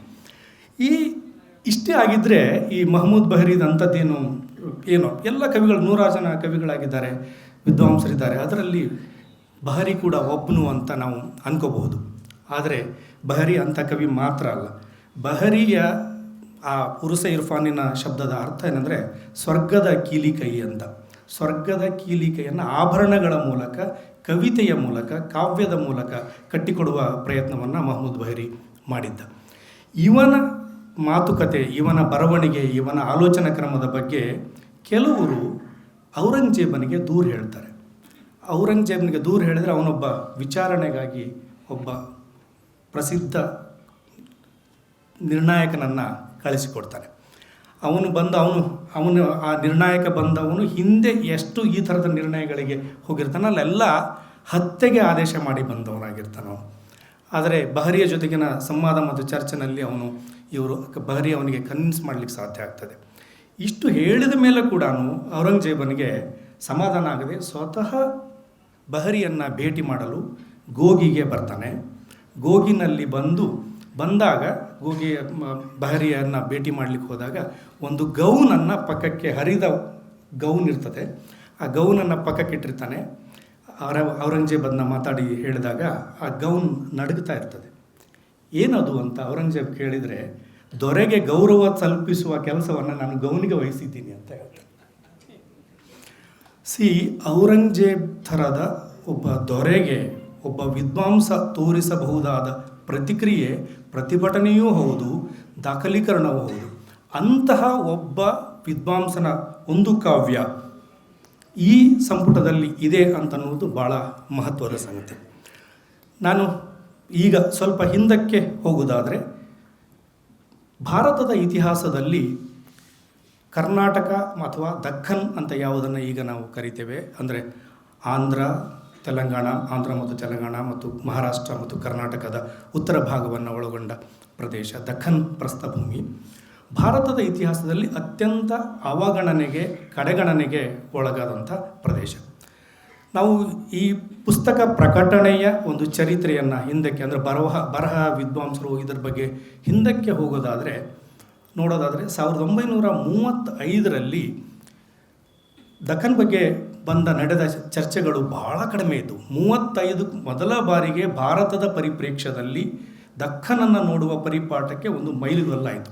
ಏನಾಯಿತು ಅಂದರೆ 1935ರಲ್ಲಿ ವಿಜಯನಗರದ ಸಾಮ್ರಾಜ್ಯದ 500ನೇ ವರ್ಷಾಚರಣೆಯ ಕಾರ್ಯಕ್ರಮ ಒಂದು ಕರ್ನಾಟಕದ ತುಂಬ ನಡೆಯಿತು. ಅದಕ್ಕೆ ಕರ್ನಾಟಕದ ಏಕೀಕರಣ, ಭಾರತದ ಸ್ವಾತಂತ್ರ್ಯ ಹೋರಾಟದಕ್ಕೆ ಅದನ್ನು ವಿಜಯನಗರದ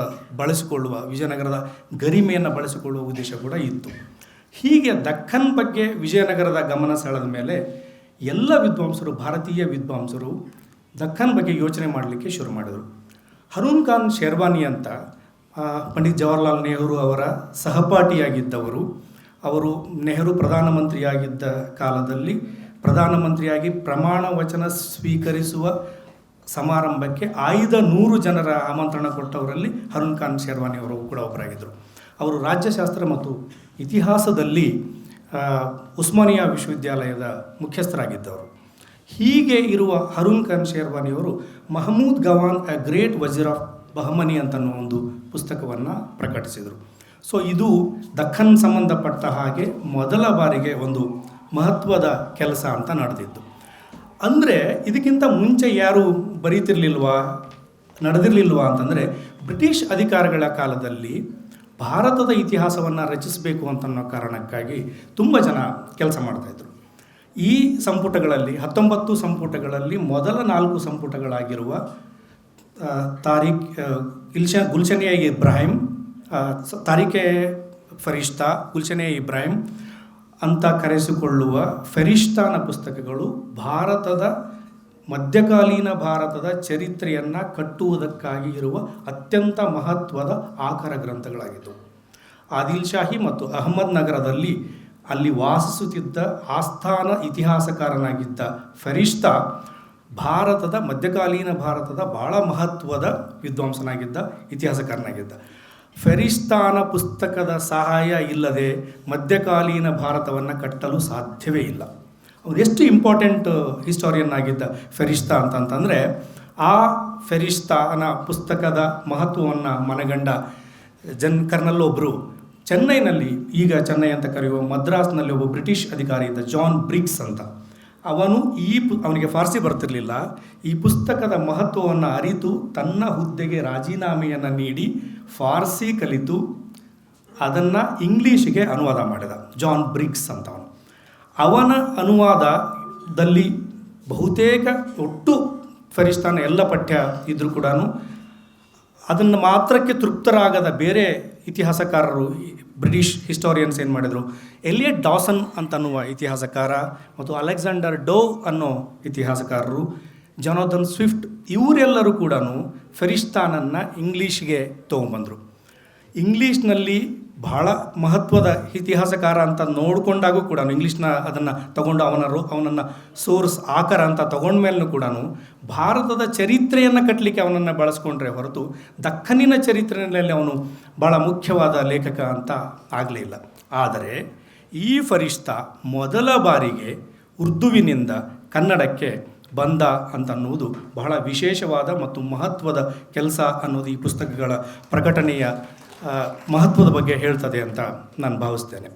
ಇಷ್ಟು ಮಾತ್ರ ಅಲ್ಲದೆ ಫರಿಷ್ತಾನ ಈ ಸಂಪುಟಗಳನ್ನು ಸೇರಿಸುವುದು ಅಲ್ಲದೆ ಭಾಳ ಮಹತ್ವದ ಕೆಲಸ ಈ ಪುಸ್ತಕಗಳ ಈ ಸರಣಿಗೆ ಬಹಳ ಮಹತ್ವದ ಕೆಲಸ ಏನು ಅಂತಂತಂದರೆ, ಈ ಪುಸ್ತಕಗಳು ಅವುಗಳ ಮೂಲದಲ್ಲಿಯೇ, ಅಂದರೆ ಯಾವ ಭಾಷೆಯಲ್ಲಿ ಅವು ರಚಿತವಾಗಿದ್ದವೋ, ಫಾರ್ಸಿಯೋ, ದಖನಿ ಉರ್ದೋ ಅಥವಾ ಅರೇಬಿಕ್ ಭಾಷೆಯಲ್ಲಿಯೋ ರಚಿತವಾಗಿದ್ದವೋ, ಹಾಗೆ ರಚಿತವಾದ ಭಾಷೆಗಳಲ್ಲಿಯೇ ಅವು ಮೂಲ ರೂಪದಲ್ಲಿ ಪ್ರಕಟವಾಗಿರಲಿಲ್ಲ ಅಂತನ್ನೋದು ನಾವು ಚರಿತ್ರೆಯನ್ನು ನೋಡುವುದರ ಕಡೆಗೆ ಇರುವ ಗಮನವನ್ನು ಹರಿಸ್ತದೆ ಅಂತ ಅನ್ನಿಸ್ತದೆ ನನಗೆ. ನಾವು ಯಾವುದೇ ಒಂದು ಮಧ್ಯಕಾಲೀನ ಭಾರತವನ್ನು, ಅದರಲ್ಲಿ ಮಧ್ಯಕಾಲೀನ ದಖನನ್ನು ಹುಡುಕಲು ಹೊರಟರೆ ಎದುರಾಗುವ ಭಾಳ ದೊಡ್ಡ ಸಮಸ್ಯೆ ಏನಂದರೆ, ಇತಿಹಾಸವನ್ನು, ಚರಿತ್ರೆಯನ್ನು, ಸಂಸ್ಕೃತಿಯನ್ನು ಕಟ್ಟಿಕೊಳ್ಳಲಿಕ್ಕಾಗಿ ನಾವು ಈಗಾಗಲೇ ಸುಧೀಂದ್ರ ಕುಲಕರ್ಣಿ ಹೇಳಿದ ಹಾಗೆ ಇಂದು ಮತ್ತು ನಾಳೆಯನ್ನು ಸುಧಾರಿಸಿಕೊಳ್ಳಲಿಕ್ಕಾಗಿ ನನಗೆ ನಿನ್ನೆ ಅನ್ನೋದು ಬೇಕು. ಹಾಗೆ ಇಂದು ಮತ್ತು ನಾಳೆಯನ್ನು ಸುಧಾರಿಸಿಕೊಳ್ಳಲು ಬಳಸುವ ನಿನ್ನೆ ಒಂದು ಚರಿತ್ರೆಯ ಬರೀ ಒಂದು ಆಕರ ಮಾತ್ರ ಅಲ್ಲ, ಅದು ಅಲ್ಲಿಂದ ನಾನು ಒಳ್ಳೆಯದನ್ನು ತಗೊಳ್ತಾ ಅಲ್ಲಿನ ಕೆಟ್ಟದ್ದನ್ನು ನಾನು ರಿಜೆಕ್ಟ್ ಮಾಡ್ತಾ ಈ ಒಳಿತು ಕೆಡುಕುಗಳ ವಿಭಜನೆಯನ್ನು ಮಾಡ್ತಾನೆ ನನ್ನ ಆಯ್ಕೆಯನ್ನು ಕೂಡ ನಾನು ಡಿಸೈಡ್ ಮಾಡ್ತಾ ಇರ್ತೀನಿ. ಹೀಗೆ ಮಾಡುವ ಸಂದರ್ಭದೊಳಗೆ ದಕ್ಕನಿನ ಮಧ್ಯಕಾಲೀನ ಭಾರತದ ಇತಿಹಾಸ ಅಂತಂದರೆ ಅದು ಒಂದು, ಅದರ ಬಗ್ಗೆ ಅಧ್ಯಯನ ಮಾಡಲಿಕ್ಕೆ ಹೊರಡೋರು ಮೊದಲು ಎದುರಿಸಬೇಕಾದ ಸಮಸ್ಯೆ ಅಂದರೆ, ಮಧ್ಯಕಾಲೀನ ದಕ್ಕನ್ ಅನ್ನುವುದು ಹಲವು ಭಾಷೆ ಮತ್ತು ಹಲವು ಸಂಸ್ಕೃತಿಗಳ ಮೆಲ್ಟಿಂಗ್ ಪಾಟ್ ಆಗಿತ್ತು ಅನ್ನೋದು. ಅಲ್ಲಿ ಹಲವು ಭಾಷೆಗಳು ಬಂದು ಸೇರ್ತವೆ ಮತ್ತು ಅಲ್ಲಿ ಕುದಿಬಿಂದುವಿನಲ್ಲಿ ಸೇರಿ ಅದೊಂದು ಹೊಸ ಸಂಸ್ಕೃತಿಯನ್ನು ಕಟ್ತವೆ, ಹೊಸ ಭಾಷೆಯನ್ನು ಸೃಷ್ಟಿಸ್ತವೆ, ಹೊಸ ಸಂಸ್ಕೃತಿಯನ್ನು ಸೃಷ್ಟಿಸ್ತವೆ. ಹೀಗೆ ಜೀವನ ವಿಧಾನವನ್ನೇ ಬದಲಿಸಲಿಕ್ಕೆ ಜೊತೆಗೂಡಿ ಬಾಳುವ ಭಾರತಕ್ಕೆ ನಾನಂತೂ ಭಾಳ ಸ್ಪಷ್ಟವಾಗಿ ನಂಬಿದ್ದೇನೆ. ಅಕ್ಬರ್ನ ಬಗ್ಗೆ, ದೀನ್ ಇಲಾಹಿ ಬಗ್ಗೆ ಎಲ್ಲ ಸುಮಾರು ಜನ ಮಾತಾಡ್ತಾರೆ, ಹೇಳ್ತಾರೆ. ಭಾರತಕ್ಕೆ ಅಕ್ಬರ್ನಿಗಿಂತ ಬಹಳ ಮುಂಚಿತವಾಗಿ ಸಹಬಾಳ್ವೆಯ ಪಾಠವನ್ನು ಭಾರತಕ್ಕೆ ಕಲಿಸಿಕೊಟ್ಟದ್ದು ದಕ್ಕನ್. ಫಿರೋಜ್ ಶಾ ಬಹಮನಿಯ ಕಾಲದಲ್ಲಿ ಮೊದಲ ಬಾರಿಗೆ ಒಂದು ಸಹಬಾಳ್ವೆಯ ಒಂದು ಸಂಸ್ಕೃತಿಯ ಪರಿಚಯವನ್ನು ದಕ್ಕನ್ ಭಾರತಕ್ಕೆ ಪರಿಚಯಿಸಿಕೊಟ್ಟಿತು. ವರ್ಲ್ಡ್ ಹಿಸ್ಟ್ರಿಗೆ ದಕ್ಕನಿನ ಭಾಳ ದೊಡ್ಡ ಕೊಡುಗೆ ಅಂತಂದರೆ ಇಲ್ಲಿನ ಆರ್ಕಿಟೆಕ್ಚರ್ ಮಾತ್ರ ಅಲ್ಲ, ಇಲ್ಲಿನ ಸಹಬಾಳ್ವೆಯ ಸಂಸ್ಕೃತಿ. ಇಂತಹ ಸಹಬಾಳ್ವೆಯ ಸಂಸ್ಕೃತಿಯನ್ನು ಇತಿಹಾಸದ ಪುಟಗಳಲ್ಲಿ ದಾಖಲಿಸಿದ ಹಲವು ಪಠ್ಯಗಳು ನಮ್ಮ ಮುಂದೆ ಇದ್ದಾವೆ. ಈಗ ಬಂದಿರುವುದು ಕೃಷ್ಣ ಕೊಲಾರ್ ಕುಲಕರ್ಣಿ ಅವರು ಹೇಳಿದ ಹಾಗೆ ಅವರು ಒಂದು ಅರ್ಧದಷ್ಟು ಅಂತ ಹೇಳಿದರು. ನಾನು ಅವರ ಮಾತಿಗೆ ಸ್ವಲ್ಪ ಸಹಮತಿ ಇಲ್ಲ. ಇದು ಒಂದು 20% ಮಾತ್ರ ಕೆಲಸ, ಇನ್ನೂ ಆಗಬೇಕಾಗಿರೋದು 80% ಕೆಲಸ ಬಾಕಿ ಇದೆ. ಅಂದರೆ ಒಂದು ಆಕರವಿಲ್ಲದೆ, ಒಂದು ಮಾಹಿತಿ ಇಲ್ಲದೆ, ಒಂದು ಸೋರ್ಸ್ ಇಲ್ಲದೇ ಕಟ್ಟುವ ಚರಿತ್ರೆ ಇರ್ತದಲ್ಲ, ಅದು ಆಧಾರವಿಲ್ಲದೆ ಕಟ್ಟಿದ ಮಹಡಿಯ ಆಗಿರ್ತದೆ, ಬಹಳ ಬೇಗ ಕುಸಿದು ಹೋಗ್ತದೆ.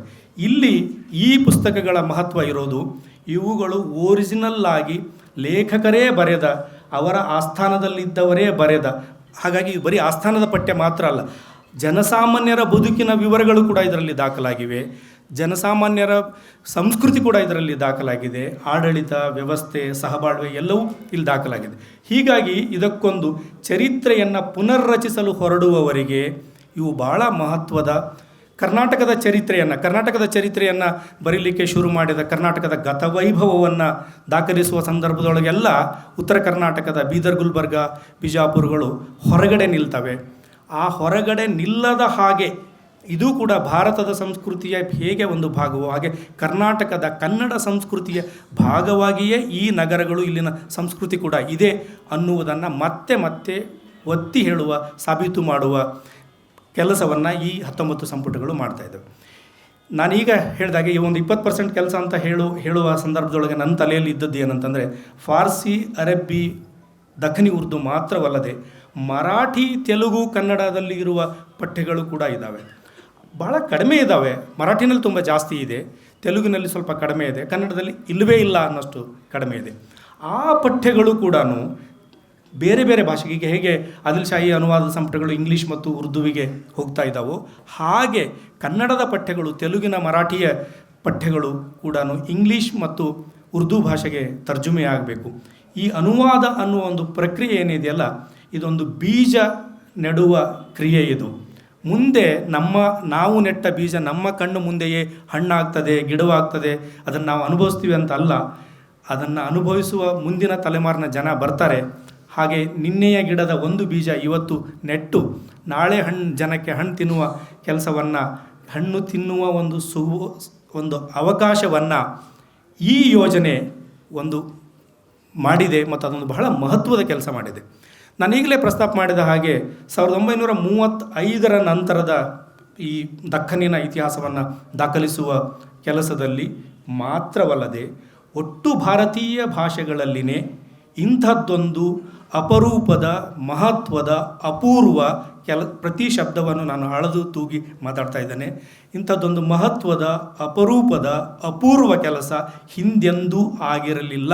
ಇದನ್ನು ನಾನು ಯಾರನ್ನಾದರೂ ಒಪ್ಪಿಸಲಿಕ್ಕೆ, ಮೆಚ್ಚಿಸಲಿಕ್ಕೆ ಹೇಳ್ತಾ ಇರೋ ಮಾತಲ್ಲ.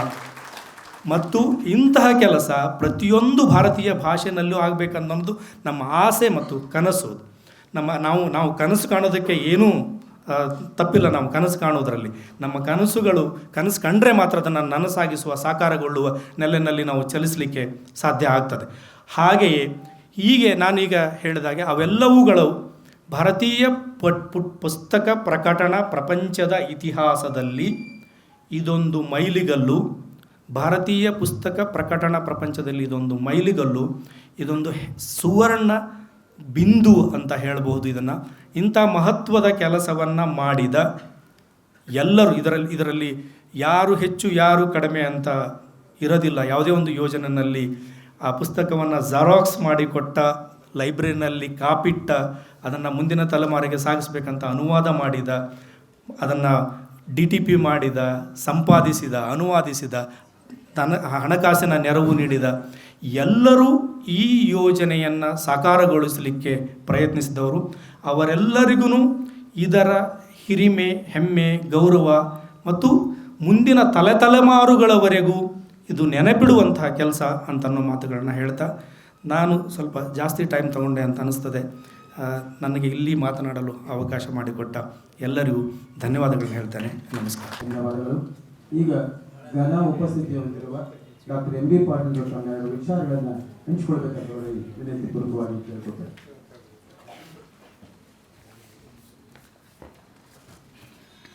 B.I.D. ಸಂಸ್ಥೆ, ಡಾಕ್ಟರ್ ಫಗು ಹಳಕಟ್ಟಿ ಸಂಶೋಧನೆ ಕೇಂದ್ರದ ಮತ್ತು centre for research and communication ಬೆಂಗಳೂರ ಸಹಯೋಗದಲ್ಲಿ ಇಂದು ಡಾಕ್ಟರ್ ಫಗು ಹಳಕಟ್ಟಿ ಸಂಶೋಧನಾ ಕೇಂದ್ರದಿಂದ, ರಿಸರ್ಚ್ ಸೆಂಟರ್ದಿಂದ ಆದಿಲ್ಶಾಹಿ ಸಮಗ್ರ ಸಾಹಿತ್ಯವನ್ನು 19 ಸಂಪುಟಗಳಲ್ಲಿ ಪರ್ಷಿಯನ್, ಅರಬಿಕ್, ದಖ್ನಿ ಉರ್ದು ಸಾಹಿತ್ಯದಿಂದ ಕನ್ನಡಕ್ಕೆ ಅನುವಾದ ಮಾಡಿ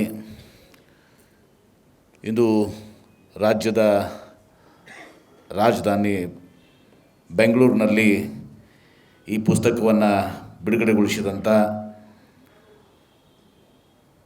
ಈ ದೇಶ ಕಂಡಂಥ ಅತ್ಯಂತ ಓರ್ವ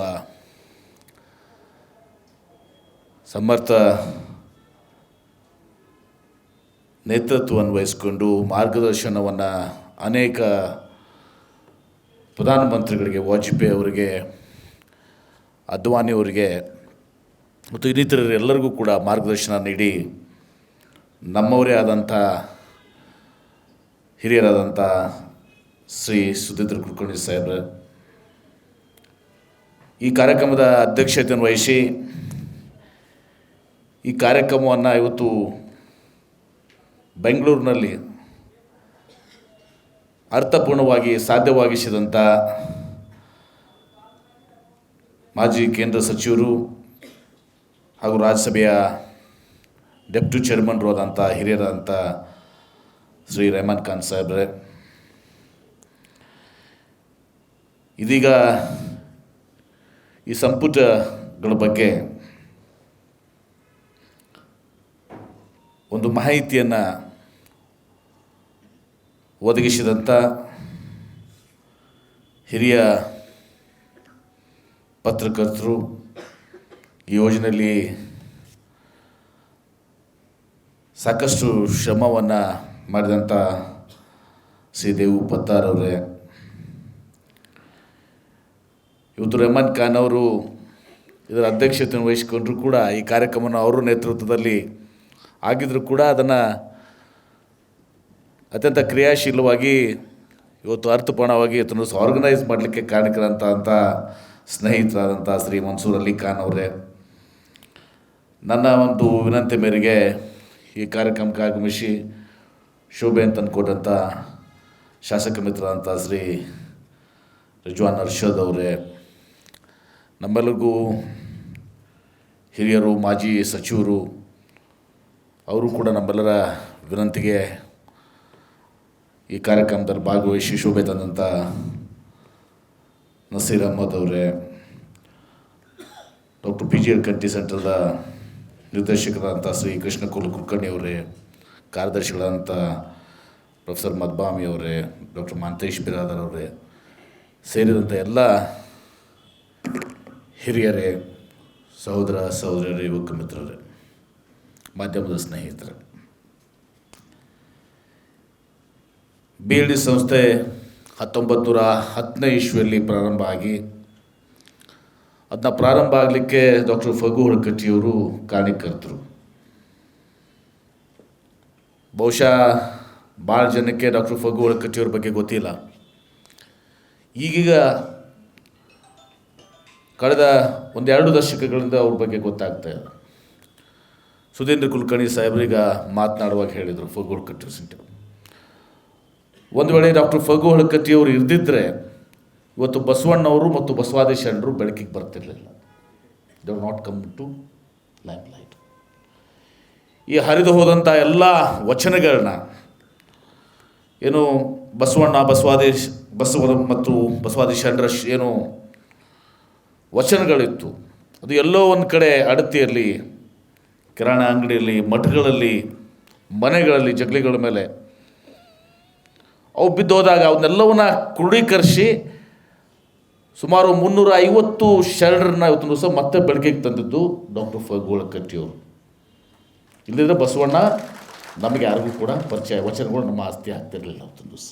this was a great contribution of doctor Phagu Halakatti. But for Phagu Halakatti would have not known about the vachanas and the Basava philosophy.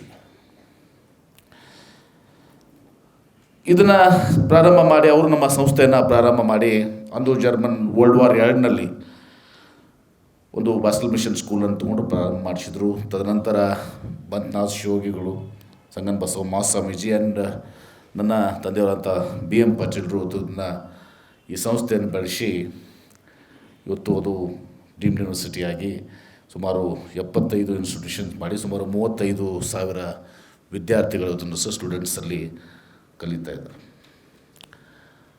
ನಮಗೆ ಹಳಕಟ್ಟಿಯವ್ರನ್ನ ಒಂದು ಕಡೆ ನಾವು ವಿಶ್ವವಿಖ್ಯಾತ ಗೋಲ್ ಗುಂಬಜನ್ನು ನೋಡ್ತೀವಿ, ಗೋಲ್ ಗುಮ್ಮಟ ಅಂತೀವಿ ನಮ್ಮ ಕಡೆ. ಇನ್ನೊಂದು ಕಡೆ ವಚನ ಗಮ್ಮಟ ಅಂದರೆ ಅದು ಫಗು ಹಳಕಟ್ಟಿಯವರು. They always call it like that. ಅದನ್ನು ಅವರು ಮಾಡಿದಂಥ ಕೊಡುಗೆ, ಅವರು ತಮ್ಮ ಮನೆ ಮತ ಎಲ್ಲವನ್ನ ಮಾರಾಟ ಮಾಡಿಕೊಂಡು ಇವತ್ತಿನ ಸಂಗ್ರಹಿಸಿದರು. ಭಾಳಷ್ಟು ನೋವನ್ನು ಇವತ್ತಿನ ಅವರು ಅನುಭವಿಸಿದ್ದಾರೆ. ಮತ್ತು ಅವ್ರ ಕಮಿಟ್ಮೆಂಟ್ ಏನಿತ್ತು, ಬದ್ಧತೆ ಏನಿತ್ತು, ಪ್ರಾಮಾಣಿಕತೆ ಏನಿತ್ತು, ಅದು ಯಾರನ್ನೂ ಕೂಡ ನಾವು ಊಹೆ ಮಾಡಲಿಕ್ಕೂ ಕೂಡ ಸಾಧ್ಯ ಇಲ್ಲ. ಹೀಗಾಗಿ ನಾವು ಪ್ರಪ್ರಥಮವಾಗಿ M.M. ಕಲಬುರ್ಗಿಯವ್ರ ನೇತೃತ್ವದಲ್ಲಿ B.I.D.E ಸಂಸ್ಥೆಯಿಂದ ವಚನ ಸಂಪುಟವನ್ನು ಸುಮಾರು 10,000 ಪುಟಗಳ ಒಂದು ವಚನ ಸಂಪುಟಗಳು 18 ವಾಲ್ಯೂಮ್ಸ್ನಲ್ಲಿ ತಂದಿವಿ. ತದನಂತರ M.M. ಕಲಬುರ್ಗಿಯವರು ಅವರು ಕೂಡ ವಿಜಯಪುರ ಜಿಲ್ಲೆಯವರೇ, ಸಿಂದಗಿ ತಾಲೂಕಿನ ಊರು. ಅವರು ಹೇಳಿದರು ತುಂಬ ಆದಿಲ್ಶಾಹಿ ಅರಸರ ಒಂದು ಆಳ್ವಿಕೆ ಏನಿದೆ, ಆ ಸಾಹಿತ್ಯ ಏನಿದೆ, ಅದು ಇರಲಾರ್ದೆ ನಮ್ಮ ಇತಿಹಾಸ ಅಪೂರ್ಣ ಅಂಥೇಳಿ. I still remember his words. It is not complete without Adilshahis literature. The history is not complete. So ಹೀಗಾಗಿ ಅವರು ಇದನ್ನು ಪ್ರಾರಂಭ ಮಾಡಿದರು. ಅವ್ರ ಜೊತೆ ಕೃಷ್ಣ ಕೊಲಾರ್ ಕುಲಕರ್ಣಿ ಅವರು ಬಹುಶಃ ಅವರು 8 ವಾಲ್ಯೂಮ್ಸ್ ಆದಮೇಲೆ, ಅವರು 6 ವಾಲ್ಯೂಮ್ಸ್ ಆದಮೇಲೆ ಡಾಕ್ಟರ್ M.M. ಕಲಬುರ್ಗಿಯವರು ಇವತ್ತು ನಮ್ಮನ್ನು ಬಿಟ್ಟು ದೂರ ಆದರು, ಅಥವಾ ದೂರ ಆಗಿಸಿದರು. ತದನಂತರ M.M. ಕಲಬುರ್ಗಿಯವರು, ನಂತರ ಕೃಷ್ಣ ಕೊಲಾರ್ ಕುಲಕರ್ಣಿ ಅವರು, ದೇವುಪತ್ ಅವರು, ಅನೇಕರು ಎಲ್ಲರೂ ಕೂಡಿ ಇವತ್ತು ಈ ಒಂದು ಸಮಗ್ರ ಸಾಹಿತ್ಯವನ್ನು 19 ವಾಲ್ಯೂಮ್ಸ್ ಮುಖಾಂತರ, ಭಾಳ ಹಿಂದೆಯೇ ಇದು ಬಿಡುಗಡೆ ಆಗಬೇಕಾಗಿತ್ತು, ಕಾಲ ಅಂತ ಅದು ಮುಂದೆ ಹೋಗ್ಕೊಂತ ಹೋಗಿದೆ.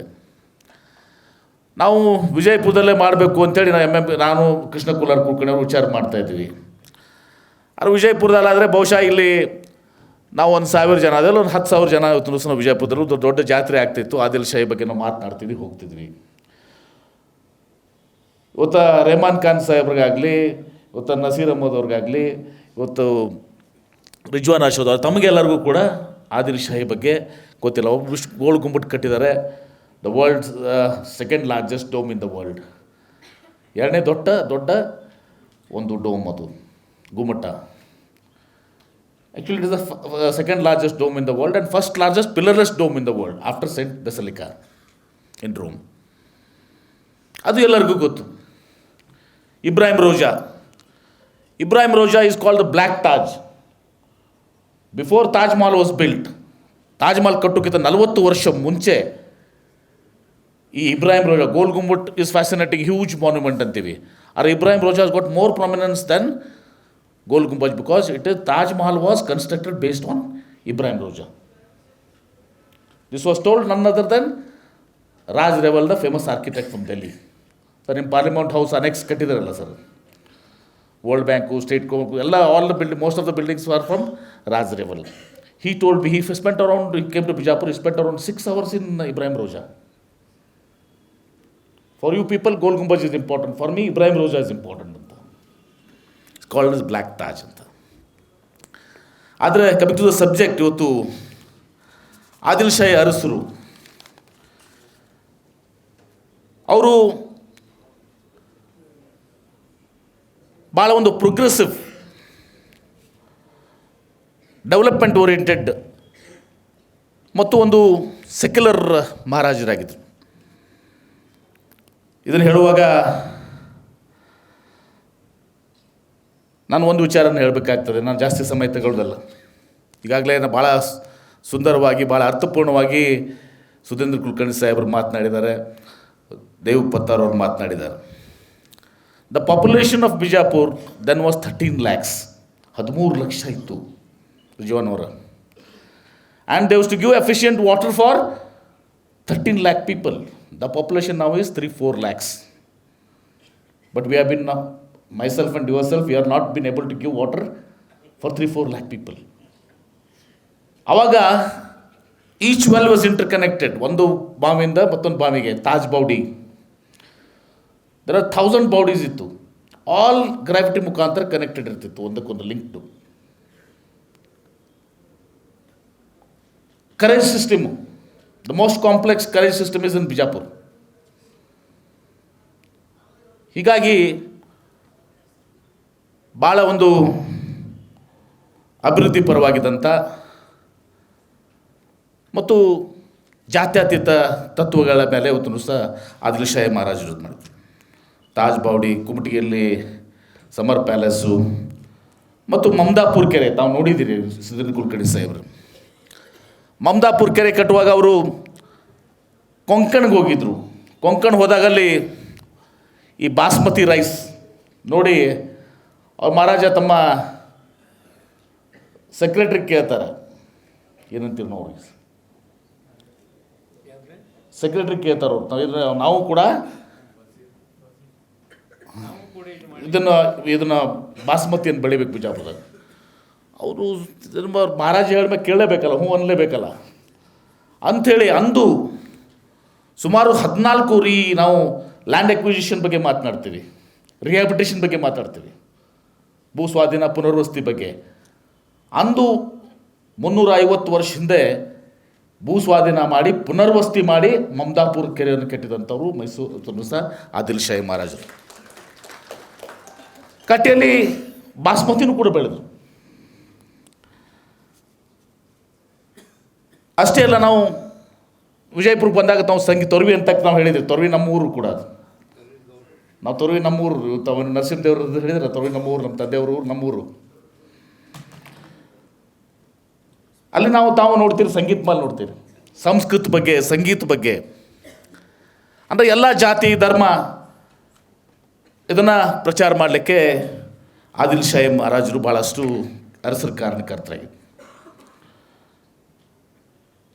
ಒಂದು ಸಲ ಇವತ್ತು ದೇವ್ ಪತ್ತಾರವರು ಮತ್ತು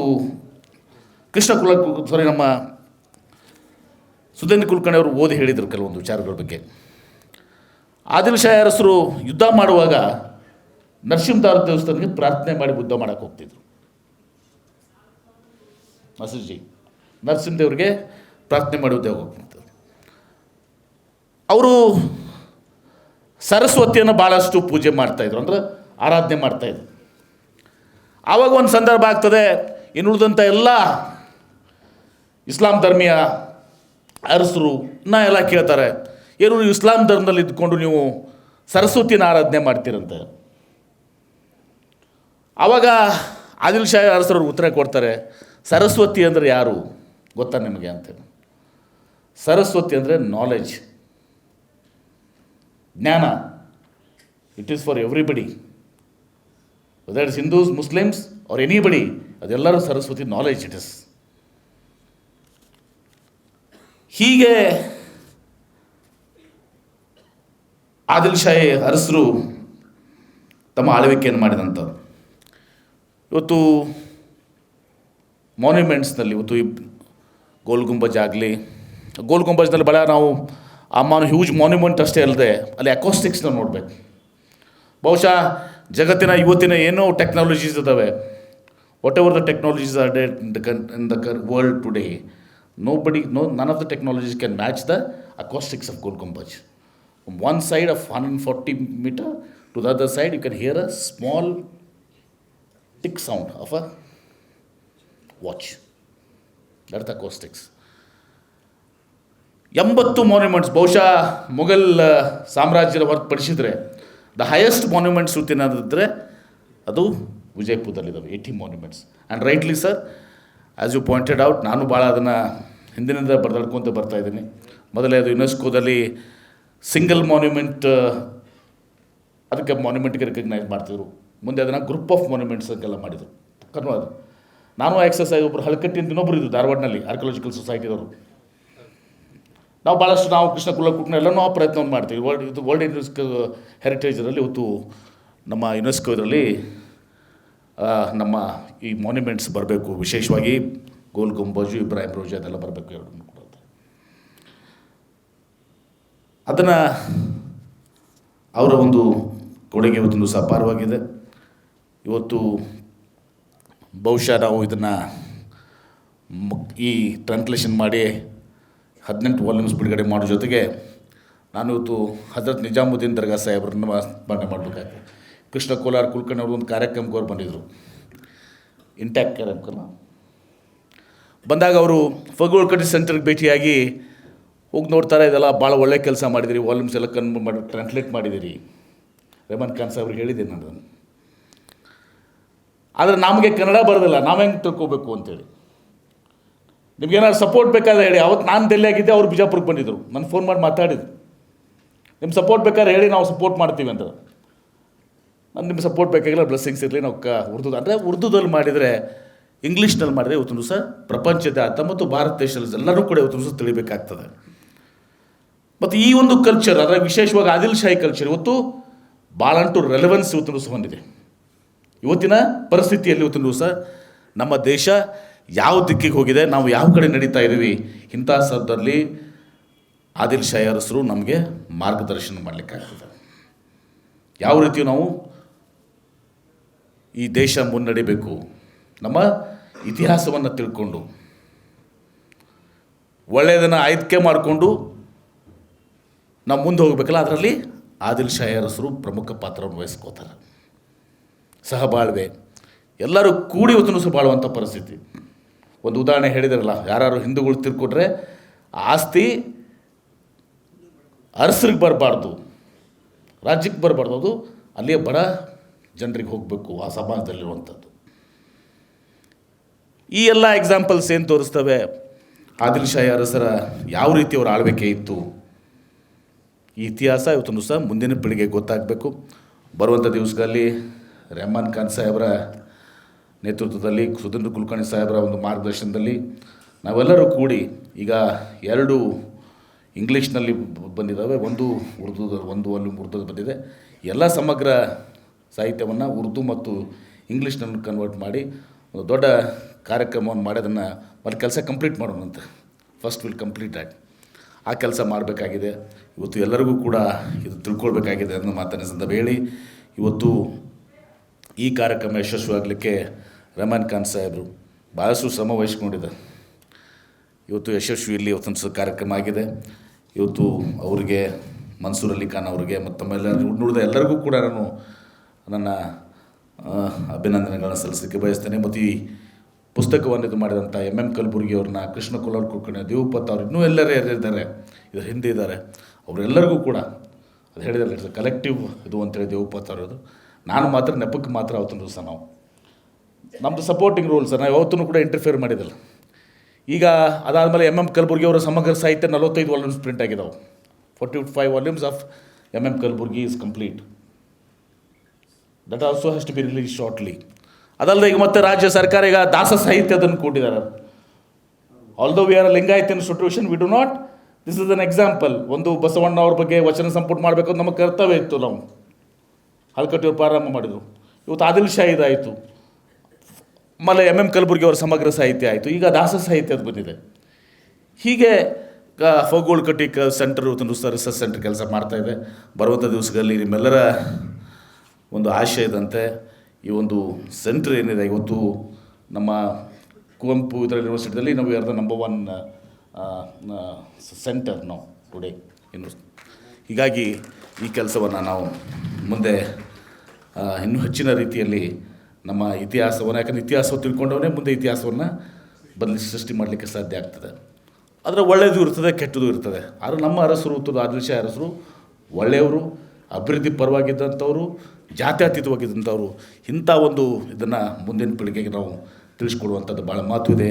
ಆ ಕಾರ್ಯಕ್ರಮವನ್ನು ನಾವು ಯಶಸ್ವಿಯಾಗಿ ನೆರವೇರಿದೆ ಅಂತ ಮಾತ್ರ ಹೇಳಿ, ಇದಕ್ಕೆ ಕಾರಣಕರ್ತರಾದಂಥ ಎಲ್ಲರಿಗೂ ನಾನು ಹೃದಯಪೂರ್ವಕವಾದಂಥ ನನ್ನ ವಂದನೆಗಳನ್ನು, ನಮನಗಳನ್ನು ಸಲ್ಲಿಸಿ ನನ್ನ ಮಾತಿಗೆ ವಿರಾಮ ಹೇಳ್ತೀನಿ. ಎಲ್ಲರಿಗೂ ನಮಸ್ಕಾರ. ಆದಿಲ್ಶಾಹಿ ಅವರು ಹಲವಾರು ವಿಚಾರ ಹಂಚಿಕೊಂಡಿರ್ತಕ್ಕಂಥ ಡಾಕ್ಟರ್ ಎಂ ಬಿ ಪಾಟೀಲ್ ಸಾಹೇಬರಿಗೆ ಅನಂತ ಧನ್ಯವಾದಗಳು. ಈಗ ಅಧ್ಯಕ್ಷೀಯ ಸಮಾರೋಪ ಸನ್ಮಾನ ಶ್ರೀ ಕೆ ರಹಮಾನ್ ಖಾನ್, ಕೇಂದ್ರ ಸರ್ಕಾರದ ಮಾಜಿ ಸಚಿವರು, ರಾಜ್ಯಸಭೆಯ ಮಾಜಿ ಉಪಾಧ್ಯಕ್ಷರು ತಮ್ಮ ವಿಚಾರಗಳನ್ನು ಹಂಚಿಕೊಳ್ಳಬೇಕಂತ ನಾನು ಕೇಳ್ಕೊಳ್ತಾ ಇದ್ದೇನೆ.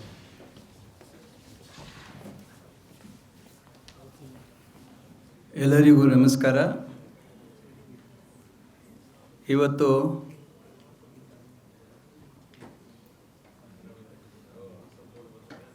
ಹಲಕಟ್ಟಿ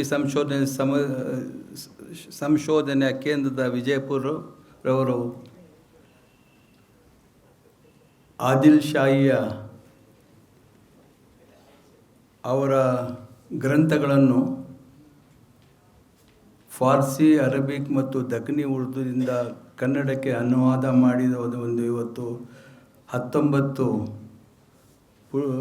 ವಾಲ್ಯೂಮ್ಸ್ ನಾವು ಇವತ್ತು ಬಿಡುಗಡೆ ಮಾಡಿದ್ದೇವೆ. ಈ ವಾಲ್ಯೂಮನ್ನು ಬಿಡುಗಡೆ ಮಾಡಿರುವ ನಮ್ಮ ಖ್ಯಾತ ಲೇಖಕರು ಸನ್ಮಾನ್ಯ ಶ್ರೀ ಸುಧೀಂದ್ರ ಕುಲಕರ್ಣಿಯವರೇ, ಡಾಕ್ಟರ್ ಎಂ ಬಿ ಪಾಟೀಲ್ರವರೇ, B.I.D. ಸಂಸ್ಥೆಯ ಅಧ್ಯಕ್ಷರು, ಕೃಷ್ಣ ಕುಲ್ಹಾರ್ ಕುಲಕರ್ಣಿಯವರೇ, ಅವರು ಈ ಒಂದು ಸಂಶೋಧನೆಯ ಸೆಂಟರಿನ ಡೈರೆಕ್ಟ್ರಾಗಿ ಭಾಳ ಒಳ್ಳೆಯ ಕೆಲಸ ಮಾಡಿದ್ದಾರೆ. ದೇವ ಪತ್ತರವರೇ, ಡಾಕ್ಟರ್ ಎಂ ಬಿ ಮದಭಾವಿಯವರೇ, ಮನ್ಸೂರ್ ಅಲಿ ಖಾನ್ರವರೇ, ರಿಜ್ವಾನ್ ಇರ್ಷದ್ ಅವರೇ ಮತ್ತು ನಜೀರ್ ಅಹಮದ್ ಅವರೇ, ಇವತ್ತು ಒಂದು ಇತಿಹಾಸದ ದಿನ. ನಮ್ಮ ದೇಶದ ಒಂದು ಇತಿಹಾಸವನ್ನು ದೇಶದ ಜನರು ಅದಕ್ಕೆ ಅರ್ಥ ಮಾಡಿಕೊಳ್ಳುವ, ಬೇರೆ ಬೇರೆ ರಾಜ್ಯದಲ್ಲಿ ನಮ್ಮ ದೇಶ ಬೇರೆ ಬೇರೆ ರಾಜ್ಯ, ಬೇರೆ ಬೇರೆ ಜಾತಿ, ಬೇರೆ ಬೇರೆ ಭಾಷೆ ಇರುವ ದೇಶ. ಆ ದೇಶದಲ್ಲಿ ನಾವು ಒಟ್ಟಾರೆ ಯೂನಿಟಿ ಆ್ಯಂಡ್ ಡೈವರ್ಸಿಟಿ ಅಂತ ನಾವು ಏನು ಹೇಳ್ತೀವಿ ಆ ಥರ ಬಾಳ್ತಾ ಇದ್ದೀವಿ. ಆದರೆ ನಾವು ಅದರ ಡೆಪ್ತ್ಗೆ ಹೋಗಿಲ್ಲ. ನಾವು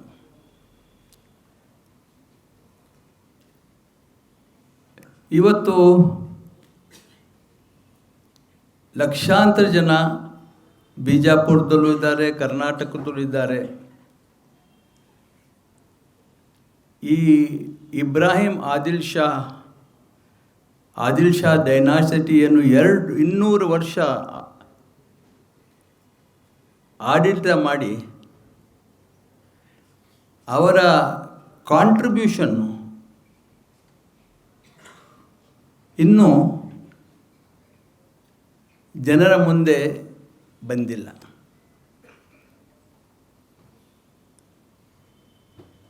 ಇತಿಹಾಸ ಬಹಳ, ಇವಾಗ ಹೇಳ್ದಂಗೆ ಇತಿಹಾಸ ಬಹಳ ಮುಖ್ಯವಾದದ್ದು. ಇವತ್ತು ನಾವು ಹಿಸ್ಟ್ರಿಗೆ ಏನು ಇಂಪಾರ್ಟೆನ್ಸ್ ಕೊಡ್ತಾ ಇಲ್ಲ. ನಾವು ಹಿಸ್ಟ್ರಿ ಅಂದರೆ we take it that we ridicule history, people who talk about history. Talk about the future, don't talk about the past. If you don't understand past, how do you know the future? How do you know the present? Because history is very important. Through history only we will recognize the contributions, and history will guide us for future. ಈ ಸಂದರ್ಭದಲ್ಲಿ I must salute mister M B Patil for the dynamic work he has done. ಈ ರೀತಿಯ research centres ಅಥವಾ hour historical records translate ಮಾಡಿ ಜನರ ಮುಂದೆ ತರಬೇಕು ಅನ್ನೋದು ಇವತ್ತು ದೆರ್ ಈಸ್ ನೋ ಬಡಿ who is interested in research Nobody interested in translations of various languages to one language to the other language. So ಇವತ್ತು ಅವರು ತಮ್ಮ ಸಂಸ್ಥೆಯಿಂದ ಇವತ್ತು ಈ ಕಾಂಟ್ರಿಬ್ಯೂಷನ್ ಏನು ಮಾಡಿದ್ದಾರೆ, this will go down in the history. ಇವತ್ತು ಭಾರತ ದೇಶದಲ್ಲಿ, ಉತ್ತರ ಭಾರತದಲ್ಲಿ ನಾವು ಹೋಗಿ ನೋಡಿದ್ರೆ ಇಬ್ರಾಹಿಂ ಆದಿಲ್ ಶಾ ಅಂದರೆ ಯಾರಿಗೂ ಗೊತ್ತೇ ಇಲ್ಲ. Let alone Muslims, nobody knows who is Ibrahim Adil Shah. History ಗೊತ್ತೇ ಇಲ್ಲ, ಏನು ಕಾಂಟ್ರಿಬ್ಯೂಷನ್ ಮಾಡಿ. ಗೋಲ್ ಗುಂಬಜ್ ಗೊತ್ತು ಅಷ್ಟೇ, ಅದು ಯಾರು ಕಟ್ಟಿದ್ರು, ಆ ಒಂದು ಯಾರ ಸಾಧನೆ ಯಾರಿಗೂ ಅದೂ ಗೊತ್ತಿಲ್ಲ. ಗೋಲ್ ಗುಂಬಜ್ ಐತೆ ಒಂದು ಬಿಜಾಪುರದಲ್ಲಿ. ಸೊ ಆದ್ದರಿಂದ ಟ್ರಾನ್ಸ್ಲೇಷನ್ ಈಸ್ ವೆರಿ ಇಂಪಾರ್ಟೆಂಟ್. ಅನುವಾದ ಮಾಡಿ ಆವಾಗಲೇ ಒಂದು ಲ್ಯಾಂಗ್ವೇಜಿಂದ ಅದರ್ ಲ್ಯಾಂಗ್ವೇಜ್ದವ್ರಿಗೆ ಆ ಒಂದು ಲಿಟ್ರೇಚರ್ ಆಗಲಿ ಹಿಸ್ಟ್ರಿ ಆಗಲಿ ಅರ್ಥ ಮಾಡೋಕ್ಕೆ ಸಾಧ್ಯವಾಯ್ತದೆ, ಅಪ್ರಿಷಿಯೇಟ್ ಮಾಡೋಕ್ಕೆ ಸಾಧ್ಯ ಆಯ್ತದೆ. ಇದೇ ರೀತಿ ಇವತ್ತು ಒಂದು ವಾಲ್ಯೂಮ್ ನಮಗೆ ಕೊಟ್ಟಿದ್ದಾರೆ, ವಚನಗಳು. ಅದು ಅರಾಬಿಕ್ನಲ್ಲಿ ಟ್ರಾನ್ಸ್ಲೇಟ್ ಮಾಡಿ. It is not a small work. Indian ಲ್ಯಾಂಗ್ವೇಜಿಂದಲ್ಲ, Arabic is the third largest spoken language in the world. ಆ ಒಂದು ಲ್ಯಾಂಗ್ವೇಜ್ನಲ್ಲಿ ಬಸವೇಶ್ವರವರ ವಚನವನ್ನು ಟ್ರಾನ್ಸ್ಲೇಟ್ ಮಾಡಿ ಆ ಅರೇಬಿಕ್ನಲ್ಲಿ ಟ್ರಾನ್ಸ್ಲೇಟ್ ಮಾಡಿರೋ ಬುಕ್ ಇವತ್ತು ಇಲ್ಲ ಇದೆ. ಇಂಟರ್ ರಿಲಿಜಿಯಸ್ ಅಂಡರ್ಸ್ಟ್ಯಾಂಡಿಂಗು ಬಹಳ ಮುಖ್ಯವಾದದ್ದು. ಇವತ್ತು ನಾವು ಎಲ್ಲ ಅಚೀವ್ ಮಾಡಿದ್ದೀವಿ ಭಾರತ ದೇಶದಲ್ಲಿ. ಎಲ್ಲೋ ನಾವು ಇಂಟರ್ ರಿಲಿಜಿಯಸ್ ಅಂಡರ್ಸ್ಟ್ಯಾಂಡಿಂಗ್ ಕಳ್ಕೊಂಡಿದ್ದೀವಿ. ಇವಾಗ ಸುಧೀರ್ ಕುಲಕರ್ಣಿಯವರು ಹೇಳಿದ್ರು, ಇವತ್ತು ಉರ್ದು ನಾವು ಮರ್ತೇ ಬಿಡ್ತು. ಉರ್ದು ಏನಂದರೆ ಬೇರೆ ಕಂಟ್ರಿಯವ್ರ ಲ್ಯಾಂಗ್ವೇಜ್ ಇರ್ಬೋದು ಯಾವುದೋ ಅಂತ. ಉರ್ದು ಪ್ಯೂರ್ ಇಲ್ಲೇ ಹುಟ್ಟಿದ್ದು, ಇಲ್ಲೇ ಬೆಳೆದದ್ದು. ಇವತ್ತು Urdu is A foreign language for the people of India. So ಇವತ್ತು ನಮ್ಮ ಯಾರ್ಯಾರು ಇಲ್ಲಿ ರೈಟ್ ಥಿಂಕರ್ಸ್ ಇದ್ದಾರೆ ಅವ್ರ ಮೇಲೆ ದೊಡ್ಡ ಜವಾಬ್ದಾರಿ ಐತೆ, ಸಂಸ್ಥೆಗಳ ಮೇಲೆ ದೊಡ್ಡ ಜವಾಬ್ದಾರಿ ಐತೆ. ಈ ಜವಾಬ್ದಾರಿ ಎಂ ಬಿ ಪಾಟೀಲ್ರವರು ಅಂಡರ್ಸ್ಟ್ಯಾಂಡ್ ಮಾಡ್ಕೊಂಡಿದ್ದಾರೆ. ಯಾತಕ್ಕಂದರೆ BM ಪಾಟೀಲ್ ಹೆಸರು ಬರ್ತದೆ. ನಾವು ಅವರ ತಂದೆ ಜೊತೆಯಲ್ಲೂ ನಾನು ಶಾಸನಾಗಿದ್ದೆ. ನಾನು ಚೇರ್ಮನ್, ಅಪ್ಪರ್ ಹೌಸ್ ಚೇರ್ಮನ್ ಇದ್ದಾಗ ಇಲ್ಲಿ ಅವರು ಮಿನಿಸ್ಟ್ರ್ ಇದ್ದರು. ಆದ್ದರಿಂದ ನನಗೆ ಭಾಳ ಅವರ ತಂದೆಯವರು ಪರಿಚಯ. ಭಾಳ it's a very noble gentleman. I think ಪಾಲಿಟಿಕ್ಸ್ನಲ್ಲಿ ಅಂತೆ noble gentleman I have not come across so far. So ಆದ್ದರಿಂದ ನಾನು ಜಾಸ್ತಿ ಸಮಯ ತಗೊಳ್ಳೋದಿಲ್ಲ. ಕುಲಕರ್ಣಿ, ನಮ್ಮ ಕುಲಕರ್ಣಿಯವರು ಬಹಳ ಶ್ರಮ ಪಟ್ಟಿದ್ದಾರೆ. ಇವತ್ತಿನ ಈ ಫಂಕ್ಷನ್ ಮಾಡಬೇಕಾದ್ರೂ ಸುಮಾರು 1-1.5 ತಿಂಗಳಿಂದ ಡೈಲಿ ಅವರು ಅದರ ಮೇಲೆ ಕೆಲಸ ಮಾಡಿದ್ದಾರೆ. ಮತ್ತು ಅವರು ರಿಸರ್ಚ್ ಸಂಸ್ಥೆ ಹೆಡ್ ಮಾಡ್ತಾ ಇದ್ದಾರೆ. ಮುಂದೇನು ಈ ಥರದ ಇನ್ನೂ ಬೇರೆ ಬೇರೆ ವರ್ಕ್ಸ್ ಎಲ್ಲ ನಾವು ಟ್ರಾನ್ಸ್ಲೇಟ್ ಮಾಡಬೇಕಾಗ್ತದೆ ಬೇರೆ ಬೇರೆ ಲ್ಯಾಂಗ್ವೇಜ್ನಲ್ಲಿ. ಅದಕ್ಕೆ ನಮ್ಮ ಒಂದು ಸಹಕಾರ, ಎಲ್ಲರದ್ದು ಸಹಕಾರ ಬೇಕು. ಇಂಥ ದೊಡ್ಡ ಐತಿಹಾಸಿಕ ಕೆಲಸ ಮಾಡಬೇಕಾದ್ರೆ ಎಲ್ಲರದ್ದು ಸಹಕಾರ ಬೇಕು, ಜನಗಳ ಸಹಕಾರ ಬೇಕು. ಜನಗಳು ಅಂಡರ್ಸ್ಟ್ಯಾಂಡ್ ಮಾಡ್ಕೋಬೇಕು. ಇದು ಅರ್ಥ ಮಾಡಿ ಈ ಒಂದು ಇದರ ಮಹತ್ವವನ್ನು ಅರ್ಥ ಮಾಡಿಕೊಂಡ್ರೇ ಆವಾಗ ಯಾರು ಈ ಶ್ರಮ ಪಟ್ಟು ಇದೆಲ್ಲ ಕೆಲಸ ಮಾಡಿದೆ ಅವ್ರಿಗೂ ಒಂದು ಗೌರವ ಕಟ್ಟಂಗಾಯ್ತದೆ. ಆದ್ದರಿಂದ ನಾನು ಮುಂದೇನು ಈ ಹಲಕಟ್ಟಿ ಸಂಶೋಧನೆ ಕೇಂದ್ರದಿಂದ ಇಂಥ ದೊಡ್ಡ ದೊಡ್ಡ ಮಾತ್ರವಾದ ಅನುವಾದಗಳನ್ನು ಅವರು ರಿಸರ್ಚ್ ಮಾಡಿ ಜನರ ಮುಂದೆ ತರ್ತಾರೆ ಅಂತ ನಂಬಿಕೆ ನನಗೈತೆ. ಆದ್ದರಿಂದ ಇವತ್ತು ತಾವೆಲ್ಲರೂ ಬಂದಿದ್ದೀರಿ. ಇದು ಒಂದು ಬಹಳ ನನ್ನ ಮೊದಲೇ ಹೇಳ್ದಂಗೆ ಐತಿಹಾಸಿಕ ಒಂದು ದಿನ ಇವತ್ತು. ಇದು ನಾವು ಎಲ್ಲ ಇದಕ್ಕೆ ನಾವು ಪ್ರೋತ್ಸಾಹ ಬೇಕು. ಈ ಕೃತ್ಯಗಳನ್ನು ನಾವು ಇನ್ನು ಬೇರೆ ಬೇರೆ ಬರೀ ಇದು ಕನ್ನಡದಿಂದ ಅಥವಾ ಅರಬಿಕ್, ಫಾರ್ಸಿ ಅಥವಾ ದಕ್ಷಿಣಿ ಉರ್ದುವಿಂದ ಕನ್ನಡದಲ್ಲಿ ಟ್ರಾನ್ಸ್ಲೇಟ್ ಮಾಡಿದ್ರೆ ಸಾಕಾಗೋದಿಲ್ಲ.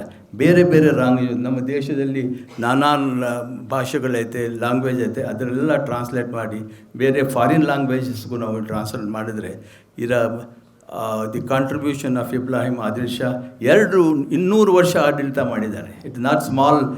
ಬ್ರಿಟಿಷ್ ಎಷ್ಟು ವರ್ಷ ಆಡಳಿತ ಮಾಡಿದ್ದಾರೆ, ಅವರು ಅಷ್ಟೇ ವರ್ಷ ಆಡಳಿತ ಮಾಡಿದ್ದಾರೆ, ಕಾಂಟ್ರಿಬ್ಯೂಷನ್ ಮಾಡಿದ್ದಾರೆ.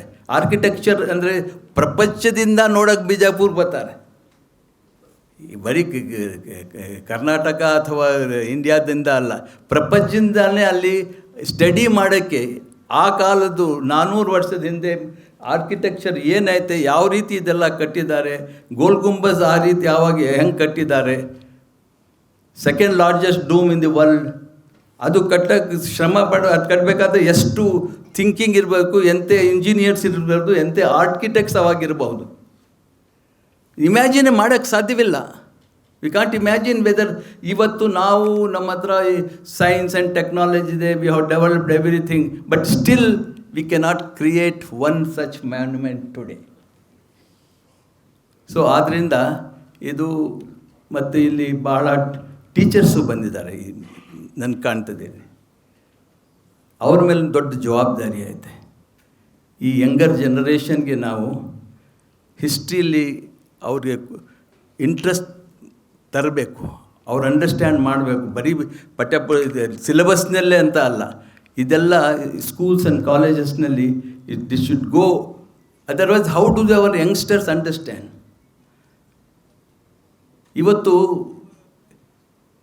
ಇವಾಗ ನಾವು ಅಸೆಸ್ ಮಾಡಿದ್ರೆ the present situation in India, we don't understand each other. I don't understand my neighbor. I don't know who is my neighbor. What is his feelings? ಸ್ವಲ್ಪ ನಾವು ಯೋಚನೆ ಮಾಡಿದ್ರೆ ಎಲ್ಲಿಗೆ ಹೋಗ್ತಾ ಇದ್ದೀವಿ ನಾವು? Where are we going? So ಆದ್ದರಿಂದ we have a great responsibility. ಇರ್ಬೋದು, ಸಮಾಜದಲ್ಲಿ ಒಳ್ಳೆಯವರು ಇರ್ತಾರೆ, ಕೆಟ್ಟವರು ಇರ್ತಾರೆ. ಆದರೆ ಒಳ್ಳೆಯವರು ಯಾರಿದ್ದಾರೆ, ಯಾರು ಶ್ರಮಪಟ್ಟು ಸಮಾಜ ಕಟ್ಟರೆ ಹಾರ್ಮನಿ ಬೇಕೇ ಬೇಕು. ಆವಾಗಲೇ ಡೆವಲಪ್ಮೆಂಟ್ ಆಗೋದು. ಇದಕ್ಕೆ ಕಮ್ಯುನಲ್ ಹಾರ್ಮನಿ ಇಲ್ಲದೆ ಹೋದರೆ ಯಾವ ದೇಶನೂ ಡೆವಲಪ್ ಆಗಿ ಸಾಧ್ಯವೇ ಇಲ್ಲ. ಪ್ರಪಂಚದ ನಾವು ಇದು ಇತಿಹಾಸ ನೋಡಿದ್ರೆ, ನಾವು ಹಿಸ್ಟ್ರಿ ನೋಡ್ತಾ ಇದ್ದೀವಿ, ಹಿಸ್ಟ್ರಿ ಎಲ್ಲಿ ಶಾಂತಿ ಇಲ್ವೋ, ಎಲ್ಲದರಲ್ಲಿ ಸೌಹಾರ್ದತೆ ಇಲ್ವೋ, ಆ ದೇಶ ಬೆಳೀಲಿಕ್ಕೆ ಸಾಧ್ಯವೇ ಇಲ್ಲ. ಯಾವುದೇ ರೀತಿ ಯಾವುದೇ ಥರ ಆದರೂ ಸಾಧ್ಯವೇ ಇಲ್ಲ. ಆದ್ದರಿಂದ ಇವತ್ತು ನಾವು ಎಲ್ಲ ಅದ್ರ ಕಡೆ ನಾವು ಶ್ರಮ ಪಡಬೇಕು. So we have to contribute, we have to understand each other, and this is the way we could understand each other.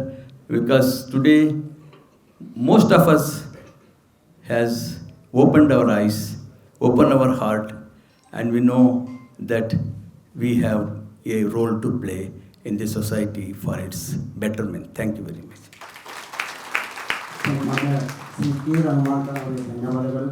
ಈಗ ವಂದಾರ್ಪಣೆ. ವೇದಿಕೆಯ ಮೇಲಿರುವ ಎಲ್ಲ ಗಣ್ಯಮಾನ್ಯರಿಗೆ, centre for research and communication ಪದಾಧಿಕಾರಿಗಳಿಗೆ, ಅದರಂತೆ ತಾವು ನಮ್ಮ ಆಮಂತ್ರಣ ಆಗಮಿಸಿದ ಎಲ್ಲ ಶ್ರೋತೃಗಳಿಗೆ, ಮಾಧ್ಯಮದವರಿಗೆ ಅನಂತ ಧನ್ಯವಾದಗಳು, ಅನಂತ ವಂದನೆಗಳು. ಈಗ ಪುಷ್ಪಾರ್ಪಣೆಯನ್ನು ಅಥವಾ ಪುಷ್ಪಗುಚ್ಛವನ್ನು ಅರ್ಪಿಸಲಿದ್ದಾರೆ. ಸಾಹೇಬರಿಗೆ ಬಂದು ತಮ್ಮ ಪುಷ್ಪಾರ್ಪಣೆಯನ್ನು ಮಾಡಬೇಕಂತ ನನಗೆ ಕೇಳ್ಕೊಳ್ತಾ ಇದ್ದಾರೆ.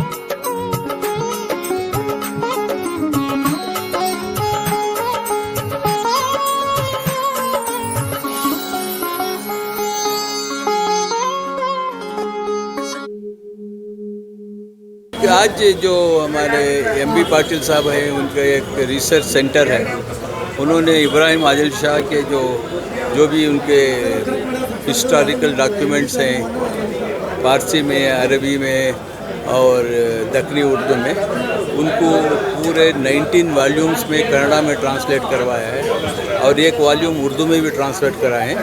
एक बहुत बड़ा कारनामा उन्हें अंजाम दिया है, जिससे आदिल शाही जो दौर था 200 साल का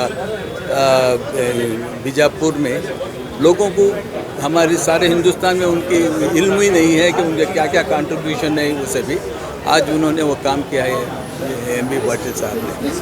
ये अब उसमें सब ये करना चाहिए। ಇವತ್ತು ನಾವು ಆದಿಲ್ ಶಾಹಿ ಅರಸರ ಒಂದು 200 ವರ್ಷಗಳ 200 ವರ್ಷಗಳ ಏನು ಆಳ್ವಿಕೆ ಇತ್ತು, ಅದು ಭಾಳ ಪ್ರೋಗ್ರೆಸಿವ್ ಆಗಿ ಮತ್ತು ಸೆಕ್ಯುಲರ್ ಆಗಿ ಡೆವಲಪ್ಮೆಂಟ್ ಓರಿಯೆಂಟೆಡ್ ಆಗಿತ್ತು. ಸೊ ಆ ಒಂದು ಇತಿಹಾಸದ 200 ಸಮಗ್ರ ಸಾಹಿತ್ಯ ಏನಿದೆ, ಲಿಟ್ರೇಚರ್ ಇದೆ, ಅದು ಪರ್ಷಿಯನ್ನು, ದಕ್ಕನಿ ಉರ್ದು ದಲ್ಲಿರುವಂಥ ಅರಬಿಕಲ್ಲಿರುವಂಥದ್ದನ್ನು B.I.D.E ಸಂಸ್ಥೆ ಡಾಕ್ಟರ್ ಫಗು ಅಳ್ಕಟ್ಟಿ ಸಂಶೋಧನಾ ಕೇಂದ್ರದ ವತಿಯಿಂದ ಅದನ್ನು ಶ್ರೀ ಡಾಕ್ಟರ್ M.M. ಕಲಬುರ್ಗಿ ಅವರು ಇದನ್ನು ಪ್ರಾರಂಭ ಮಾಡಿ ಅವರು 6 ವಾಲ್ಯೂಮ್ಗಳನ್ನ ಪ್ರಕಟಗೊಳಿಸಿದರು. ತದನಂತರ ಅದನ್ನು ಮುಂದುವರೆದ ಭಾಗ ಕೃಷ್ಣ ಕುಲಕರ್ಣಿ ಅವರು ಅದನ್ನು ಮುಂದುವರಿಸಿ ಇವತ್ತು 19 ಸಂಪುಟಗಳು ವಾಲ್ಯೂಮ್ಸನ್ನು ಇವತ್ತು ಶ್ರೀ ಸುಧೀಂದ್ರ ಕುಲಕರ್ಣಿ ಅವರು ಏನು ವಾಜಪೇಯಿ ಅವರಿಗೆ, ಅದ್ವಾನಿ ಅವರಿಗೆ ಇವತ್ತು ಅಡ್ವೈಸರ್ ಆಗಿ ಇವತ್ತು ಸಹ ಮಾರ್ಗದರ್ಶನ ಮಾಡಿದ್ದಾರೆ. ಅವರ ಒಂದು ಅಮೃತ ಹಸ್ತದಿಂದ ಮತ್ತು ಪ್ರಮುಖವಾಗಿ ಮಾಜಿ ಸಚಿವರು, ಕೇಂದ್ರ ಸಚಿವರು ಹಾಗೂ ರಾಜ್ಯಸಭೆಯ ಡೆಪ್ಯೂಟಿ ಚೇರ್ಮನ್ ಅಂತ ನಮ್ಮೆಲ್ಲರ ಹಿರಿಯರಂಥ ರೆಹಮಾನ್ ಖಾನ್ ಸಾಹೇಬರ ಒಂದು ನೇತೃತ್ವದಲ್ಲಿ, ಅವರ ಸಮ್ಮುಖದಲ್ಲಿ ಅವರ ಇದರಿಂದ ಇದನ್ನು ಬಿಡುಗಡೆಗೊಳಿಸಿದೆ. ಯಾಕಂದ್ರೆ ನಮ್ಮ ಇತಿಹಾಸ ಇವತ್ತು ಮುಂದಿನ ಪೀಳಿಗೆಗೆ ಗೊತ್ತಾಗಬೇಕು. ಅದರಲ್ಲಿ ವಿಶೇಷವಾಗಿ ಆದಿಲ್ ಶಾಹಿ ಅರಸರು ಭಾಳಷ್ಟು ದೊಡ್ಡ ಪ್ರಮಾಣದಲ್ಲಿ ಇವತ್ತು ಸಹ ಈ ದೇಶಕ್ಕೆ ಕೊಡುಗೆ ಕೊಟ್ಟಂಥವ್ರು, ಅಭಿವೃದ್ಧಿ ಮಾಡಿದಂಥವ್ರು. ಆವಾಗ ನಾನು ಹೇಳಿದಾಗೆ ವಿಜಯಪುರ ನಗರದ ಪಾಪ್ಯುಲೇಷನ್ 13 ಲಕ್ಷ ಇತ್ತು. ಎಫಿಷಿಯೆಂಟಾಗಿ ಇವತ್ತು ಸಹ ವಾಟರ್ ಸಪ್ಲೈ ಸಿಸ್ಟಮ್ ಇತ್ತು, ಕರೆಂಟ್ ಸಿಸ್ಟಮ್ ಇತ್ತು, ಮೂಲಕ ನೀರು ಕೊಟ್ಟಿದ್ದಾರೆ. ಇವತ್ತು ನಾವು ಇಷ್ಟೆಲ್ಲ ಟೆಕ್ನಾಲಜಿ ಏನು ರೆಹಮಾನ್ ಖಾನ್ ಸಾಹೇಬ್ರ ಅಭಿವೃದ್ಧಿ ಆದರೂ ಕೂಡ ನಾವು 4 ಲಕ್ಷ ಜನಕ್ಕೆ ನೀರು ಕೊಡಲಿಕ್ಕೆ ಕಷ್ಟಪಡ್ತಾ ಇದ್ದೀವಿ. ಅದಲ್ಲದೆ ಅವರು ಎಲ್ಲ ಜಾತಿಯ ಧರ್ಮದವ್ರನ್ನ ತೆಗೆದುಕೊಂಡು ಹೋಗಿ ಸಂಗೀತ ಬಜಾರ ಇತ್ತು, ಸಂಸ್ಕೃತಿ ದಿನ, ಮತ್ತು ಅವರು ನರಸಿಂಹದೇವರು, ಸರಸ್ವತಿ, ಈ ಎಲ್ಲ ದೇವರ ಅವತ್ತೊಂದು ಸಹ ಅವರು ಆರಾಧಕರಾಗಿದ್ದರು. ಅಂದರೆ ಇದು ಏನು ತೋರಿಸ್ತದೆ? ಸಹಬಾಳ್ವೆ. ಇವತ್ತು ನಮ್ಮ ದೇಶಕ್ಕೆ ಬೇಕಾಗಿದ್ದು ಅಭಿವೃದ್ಧಿ ಮತ್ತು ಸಹಬಾಳ್ವೆ. ಇವತ್ತು ನಾವು ಎಲ್ಲರೂ ಕೂಡಿ ಇವತ್ತು ಸಹ ಭಾರತದ ಮಾತೆಯ ನಾವು ಪುತ್ರರನ್ನು ತಿಳ್ಕೊಂಡು, ಮಕ್ಕಳನ್ನು ತಿಳ್ಕೊಂಡು ನಾವು ಮುನ್ನಡೆಯಬೇಕಾಗಿದೆ. ಅದು ಎಲ್ಲೋ ಒಂದು ಕಡೆ ಇವತ್ತು ಸಹ ನಶಿಸಿ ಹೋಗುವಂಥ ಒಂದು ಸಂದರ್ಭದಲ್ಲಿ ಆದಿಲ್ ಶಾಹಿ ಅರಸರ ಒಂದು ಏನು ಕೊಡುಗೆ ಇದೆ, ಅದು ಮತ್ತೊಮ್ಮೆ ಇದನ್ನು ನಮ್ಮ ದೇಶವನ್ನು ಯಾವ ಮಾರ್ಗದಲ್ಲಿ ನಾವು ಮುನ್ನಡಿಬೇಕು ಅನ್ನೋದನ್ನು ತೋರಿಸಿಕೊಡ್ಲಿಕ್ಕೆ ಸಾಧ್ಯ ಆಗಿದೆ. ಅದನ್ನು ಬಿಡುಗಡೆ ಇವತ್ತು ಸಹ ಗೊಳಿಸಿದ್ವಿ ರಾಜಧಾನಿಯಲ್ಲಿ. डायनेस्टी का जो इतिहास है वो हिंदुस्तान की तारीख में वो पन्ना है जिसको बार बार आज पढ़ना चाहिए और आज के हिंदुस्तान में जो हालात है इसको बदलने के लिए ये बहुत सहायक साबित होगा, क्योंकि आदिल शाह के राजा हिंदू मुस्लिम एकता में विश्वास रखते थे, भाईचारे में विश्वास रखते थे और उन्होंने अपना राजधर्म सही मायने में निभाया. तो इसलिए आज M.B. पाटिल जी के नेतृत्व में, रहमान खान जी के अध्यक्षता में जो कार्यक्रम हुआ है, 19 वॉल्यूम में पर्शियन, अरबिक और दक्कनी उर्दू से कन्नड़ में इस पूरे इतिहास को बनाया गया है, उसका लोकार्पण हुआ, रिलीज़ हुआ और हम चाहते हैं कि यह लोगों तक पहुंचना चाहिए, इस पर चर्चा होनी चाहिए और आज समाज और देश को तोड़ने की जो राजनीति चल रही है इसके खिलाफ इसका इस्तेमाल होना चाहिए. भारत की आज़ादी के लिए जिन्होंने कुर्बानी की है, जिन्होंने लड़ाई लड़ी है, उन सब का सम्मान होना चाहिए. उसमें टीपू सुल्तान भी थे.